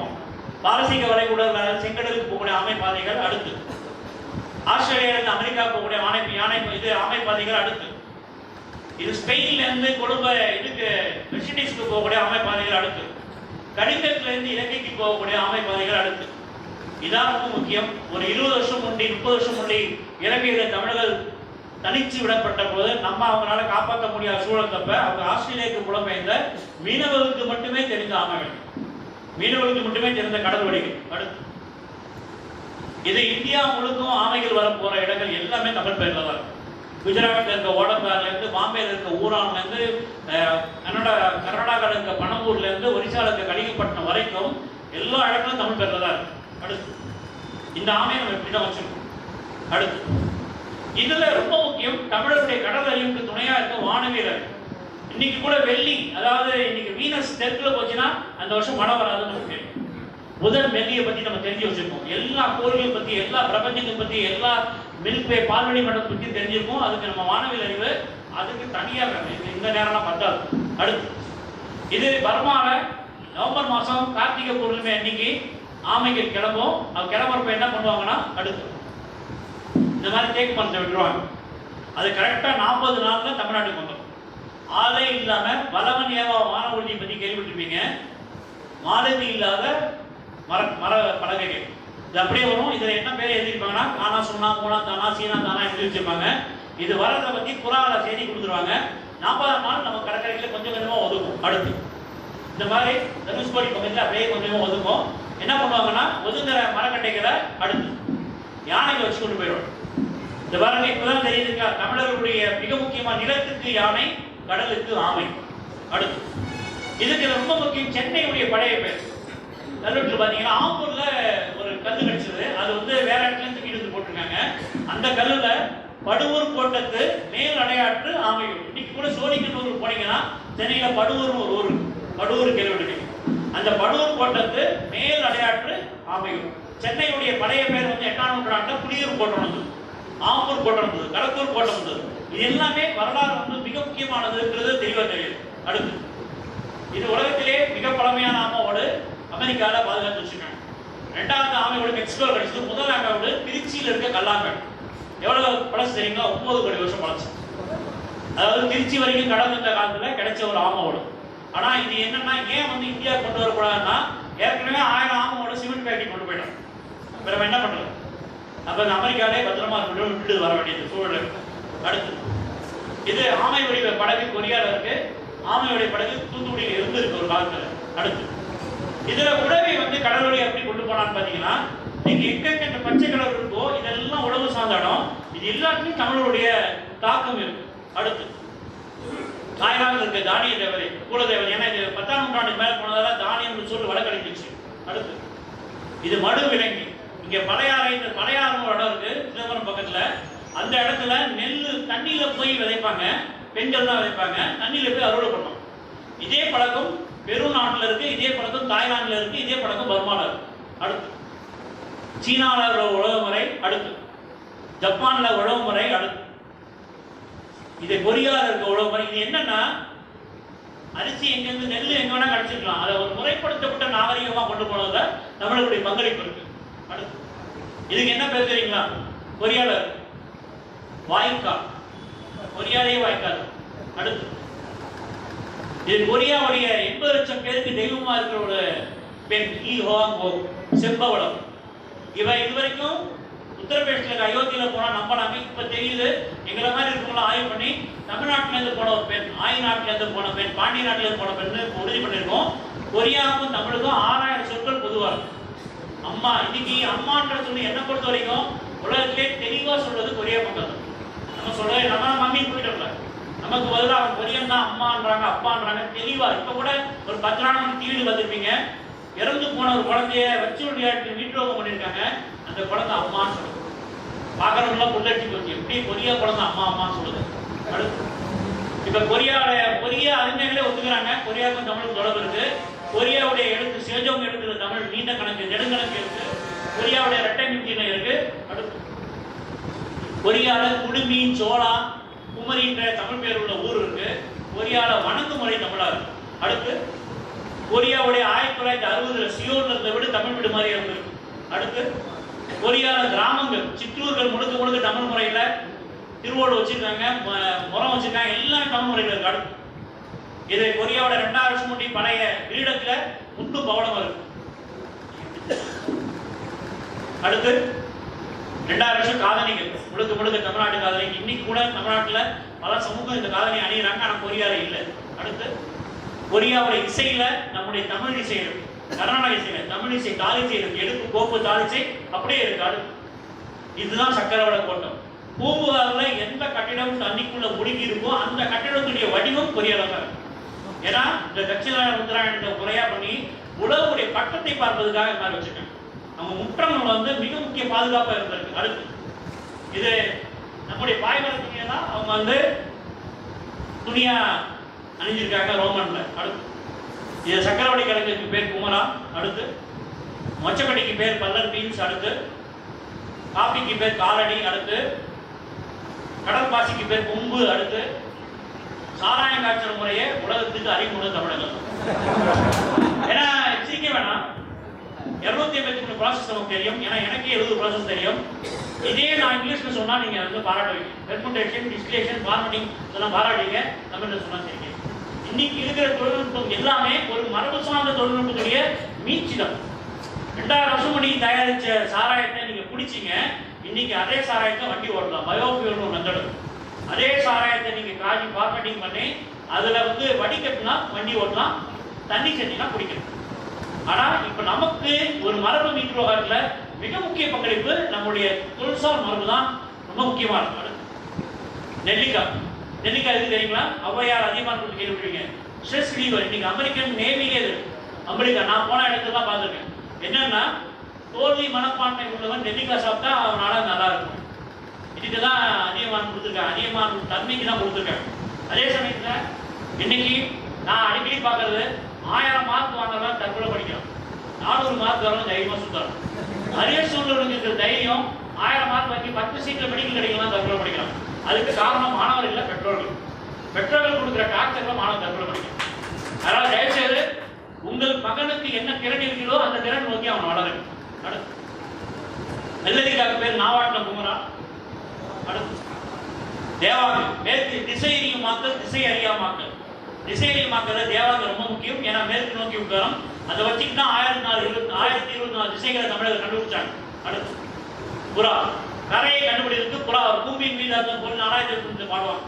இந்த புறா எடுத்து போனீங்கன்னா கடல்ல போகும், கரை இருந்தா கரைக்கு போவோம், கரை இருந்தால் திருப்பி வந்தோம். அடுத்து செம்பருது.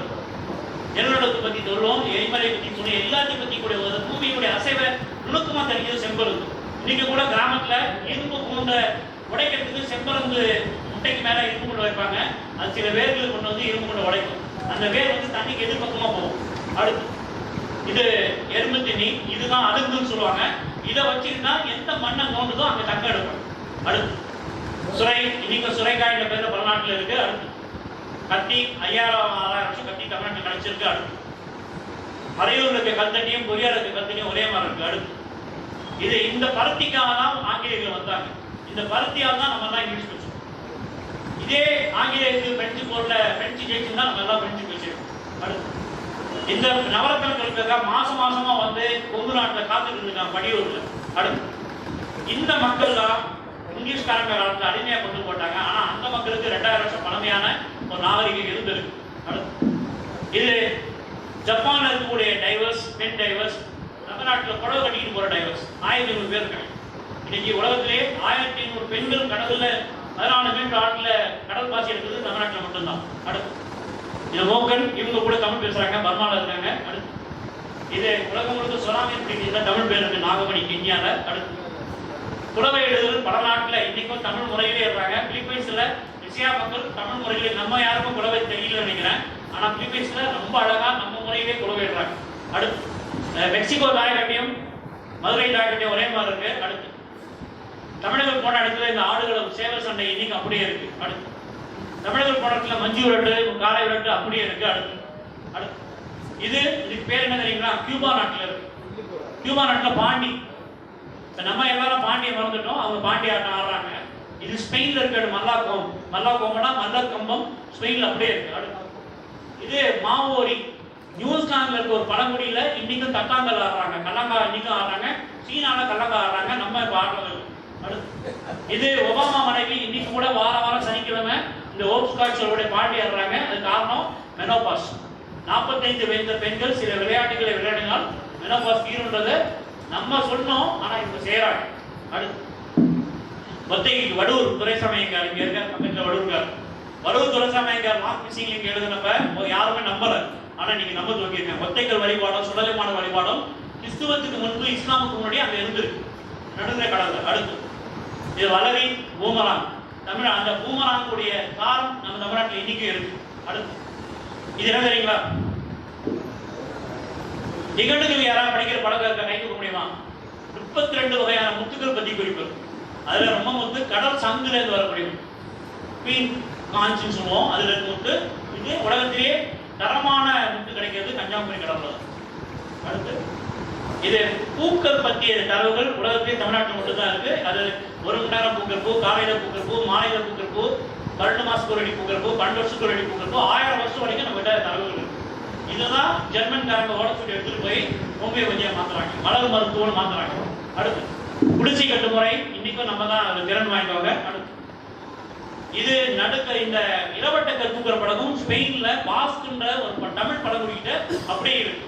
அடுத்து பல்லாங்குடி பல நாட்டில் அப்படியே இருக்கு. அடுத்து இந்த பழைய சோறு சாப்பிட்ற படகும் தென்கிழக்கு ஆசியா முழுக்கும் மார்னிங் பிரேக்ஃபாஸ்ட்ல கம்பேர் பண்ணீங்கன்னா கஞ்சின்ற பேர்ல 17 வகையான கஞ்சிகள் இன்னைக்கு இருக்கு. நம்ம தான் வீட்டில் பழைய சோறு சாப்பிட மாட்டோம். ஆனா சீனாவுக்கு போனா கம்போடியா போனா நீங்க சாப்பிட்டே ஆகணும், வேற வழி இல்லை. அடுத்து இது ஈஸ்வர் வழிபாடு இலக்கியத்தில் இருக்கு. ஈஸ்வர் வழிபாடு தமிழ் சார்ந்த பழங்குடிக்கிட்ட அப்படியே இருக்கு. அடுத்து இது கடல்பட்டு. இன்னைக்கு நீங்க நினைக்கிற மாதிரி தமிழ் பெருமை நான் பேசுறதே கிடையாது. வீட்டுலோகம் பண்றோம், உலக மக்கள் தமிழ் பெருமை பேசுறாங்க. நான் என்னைக்குமே தமிழ் வார்த்தை சொன்னதே கிடையாது. இப்ப இந்த கடல்பட்டை மீட்டு எடுத்திருக்கோம், உலக அரங்கு நம்மளை நோக்கி வராங்க. இது நம்ம இருந்த பழக்கம் இப்ப இல்ல, ஆனா திருப்பி மீட்டுலோகம் பண்ணியிருக்கோம். அடுத்து அதே மாதிரி கடல் கடியில டைவ் பண்றதுக்கு ஸ்பைடர் சில்க் சிலந்தியிலிருந்து வரக்கூடிய நூல் தேவைப்படுது. இன்னைக்கு கன்னியாகுமரி மலையில எடுத்திருக்கும்.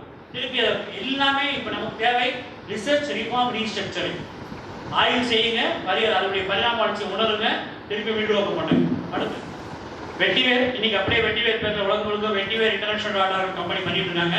அடுத்து ஆனா அந்த கம்பெனி ஓனர் தமிழ்நாட்டு கிடையாது, அமெரிக்காரன் வெட்டிவேர் பேர்ல வச்சிருக்காங்க.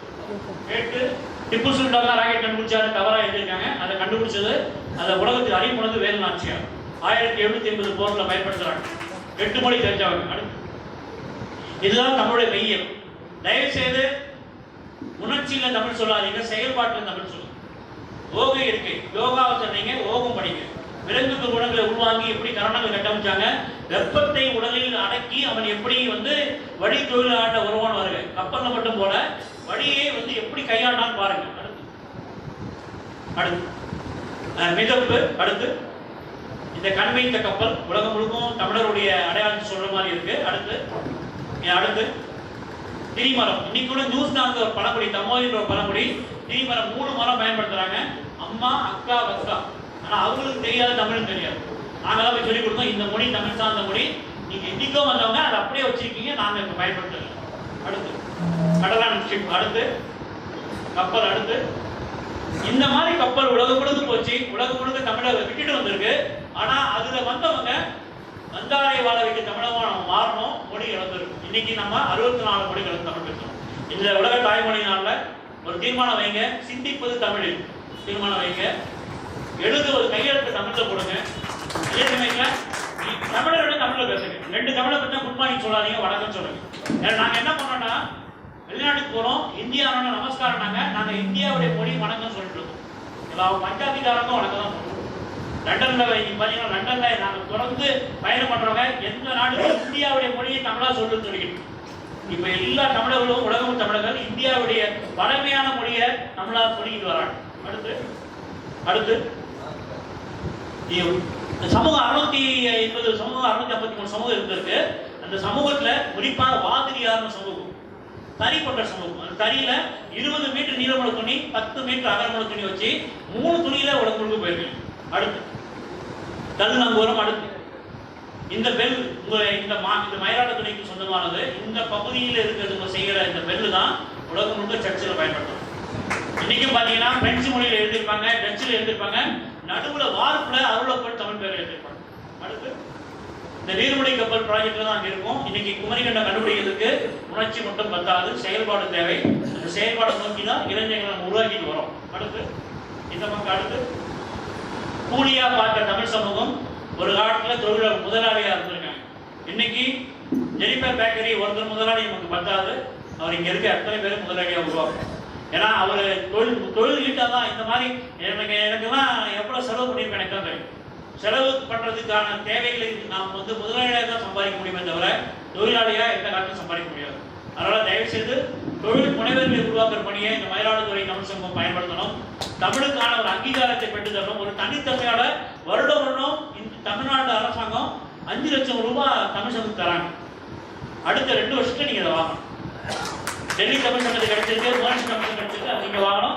நிச்சயமாக உங்கள் தமிழ் சங்கத்துக்கு ஒரு ஆலோசகராக என்னால் எந்த நாட்டில் இருந்தாலும் என்னால் உங்களுக்கு ஈடுபட முடியும். அடுத்து இந்த நீராவி கப்பல் வந்து தான் பாய்மர கப்பல் ஒழிச்சது. அடுத்து தமிழர்கள் கடலுக்கு அடியில் போய் முட்டு குளிச்சாங்க, சங்கு எடுத்தாங்க, கடல்ல போய் மீன் குளிச்சாங்க, உலகம் முழுக்க போயிட்டு இருந்தாங்க. இந்த தன்மை உலகத்தில் யாருமே கிடையாது. அடுத்து ஆனா இப்ப நடைமுறையில இந்த 10 பாய்மர கப்பல் தான் இருக்கு. அது கூட ஒன்று 5 வருஷத்துல போயிடும். இன்னைக்கு இவ்வளவு பெரிய ஒரு வரலாறை தெரிஞ்சவங்க 100 பேர், என்னையும் சேர்த்து 100 பேர் தான் தெரியும். இதுக்கு அடுத்த தலைமுறை நம்ம உருவாக்கணும். அடுத்து நம்ம தான் ஐடிக்கு பயணம் படிக்கிறதுக்கும், டாக்டருக்கு பயணம் படிக்கிறதுக்கு, இன்ஜினியர் படிக்கிறதுக்கே நேரம் தெரியாது. நம்ம எப்படி இதுக்கெல்லாம் மதிப்பு தருவோம்? அடுத்து முன்னீர் ஏறி விரட்டெழுப்புவோர். இங்கே மறுபடியும் சொல்றேன், தமிழர்கள் தமிழை உலகம் முழுக்க கொண்டு போனது வாணிக காலம். வாணிகம் செய்திருக்காங்க. இந்த வாணிகம் இன்னைக்கு கூட ஆலமரம் இருக்குல்ல, அதுக்கு என்ன பேர் இங்கிலீஷ் பேர் சொல்ல முடியுமா? அது எந்த பேர்ல? குஜராத்ல பனியான்னு சொல்லக்கூடிய பனியர்கள். தமிழர்களுக்கு பேர் வணிகர்கள் கிடையாது, பனியர்கள். பனியர்கள் இருந்த மரத்தை இங்கிலீஷ்காரன் கேட்டா என்னன்னு கேட்டா பனியர்கள் உட்கார்ந்துருக்காங்கன்னா பேனியன் டீ பேர் வச்சோம். என் கடன் பணி செய்து கிடப்பது. இந்த பணின்ற சொல்லுதான் பின்னாடி வணி என்று சொல்ல மாதிரி, வணிகம் என்று சொல்ல மாதிரி, வாணிகம் சொல்ல மாறிச்சு. இதுக்கு உங்களுக்கு இங்க ஐயா இருக்காரு, செந்தமிழ் சொற்பிறப்பு என்ற நூலை வாங்கி படிங்க. தமிழர்கள் எப்படி சொற்களை ஆயுதமாக பயன்படுத்துறாங்க, இதுதான் நம்ம தேவை. இந்த தடவை அவருடைய விண்ணப்பம். அடுத்த முறை நான் வரும்போது உங்களுடைய 3வது தொகுதி உருவாகி இருக்கணும். அடுத்து ஆவாளரை ஞாபகம் வச்சுக்கோங்க. ஏன்னா மொழிக்காக வாழ்நாளுக்குள்ள வேலை பண்ணுவார், மொழிக்காக பேசி இறந்தவர். இப்போ நீங்க மொழிக்காக போராட்டம் பண்ணி இறங்கல, மதுரை உலக நாட்டில் பேசி அன்னைக்கு இரவே இறந்துட்டார். கேள்விப்பட்டிருப்பீங்க. 16/1/1981 நினைக்கிறேன். அன்னைக்கு பேசி அன்னைக்கு வந்து இவ வரலாற்றுக்கு பிற மொழிக்கும் சொல்ற அந்த ஒரு வெறுப்புல அன்னைக்கு இரவு இறந்தார். எல்லாரும் சொல்றாங்க, பேசிட்டே இருக்க மைக்க கொடுக்குறாங்க, அன்னைக்கு இரவு இறந்துட்டார். தமிழுக்காக உயிர் கொடுத்தது பாவாணருக்கு பங்குண்டு. பாவாணர் சொன்ன விஷயத்தை தான் நாங்களாம் ஆய்வு பண்ணி எடுக்கணும். அடுத்து இந்த ஆய்வை நான் செஞ்சது தொல்காப்பியத்துடைய முறைப்படி. நீங்க பாத்துக்கலாம், என்ன இப்போ விஷயம் பேசுறாரு, பல துறை பேசுறாருன்னா எல்லாத்துக்கும் தொல்காப்பியத்துடைய மரபியல் அவருடைய நூலில் ஒட்டி 2 கூட்டணிக்கு 32 யுக்தியை பயன்படுத்தி ஒரு ஆய்வு எப்படி செய்யலாம், இதை உலக நெறிமுறைக்கு கொண்டு வர பணியில் இருக்கும். அதற்கான விண்ணப்பம் இன்னைக்கு காலையில ஏவிசி கல்லூரியில் வைக்கப்பட்டது. உங்க மாணவர்களை கொடுங்க, நாங்க உலக அளவுல தமிழை கொண்டு போறோம். அதுக்கு உங்க மயிலாடுதுறை பங்களிப்பு தேவையா இருக்கு. அடுத்து இந்த ஆய்வு, இது என்னுடைய நம்பர் இருக்கு, நோட் பண்ணிக்கோங்க. தயவு செய்து குட் மார்னிங் குட் ஈவினிங் சொல்லாதீங்க, உங்க தேவை மட்டும் கேட்கும். அதே மாதிரி என்னுடைய இணைய முகவரி இருக்கு. நாம் இன்று தொழில்நுட்பத்தை பயன்படுத்தி தமிழை உலகளாய் கொண்டு போறோம். அதற்கு இந்த மாதிரி தமிழ் சங்கம் தேவை. மயிலாடுதுறை தமிழ் சங்கத்தின் பணி புரவலர் தேவை. ஏற்கனவே நீங்க கேட்காம ஒரு புரவலர் பக்கத்தில் இருக்காரு, ஏற்கனவே ஒரு புரவலர் வீட்டு விஷயத்துக்காக போயிருக்காங்க. இங்க நெறிப்படுத்துவதற்கான ஒரு ஆண்டோர் சபை என் பேராயம் தான் இருக்கு. நிச்சயமாக அடுத்த சில வருடங்களில் 4வது முறையாக மயிலாடுதுறைக்கு நீங்க வர வைப்பீங்க நினைக்கிறேன். நன்றி, வணக்கம்.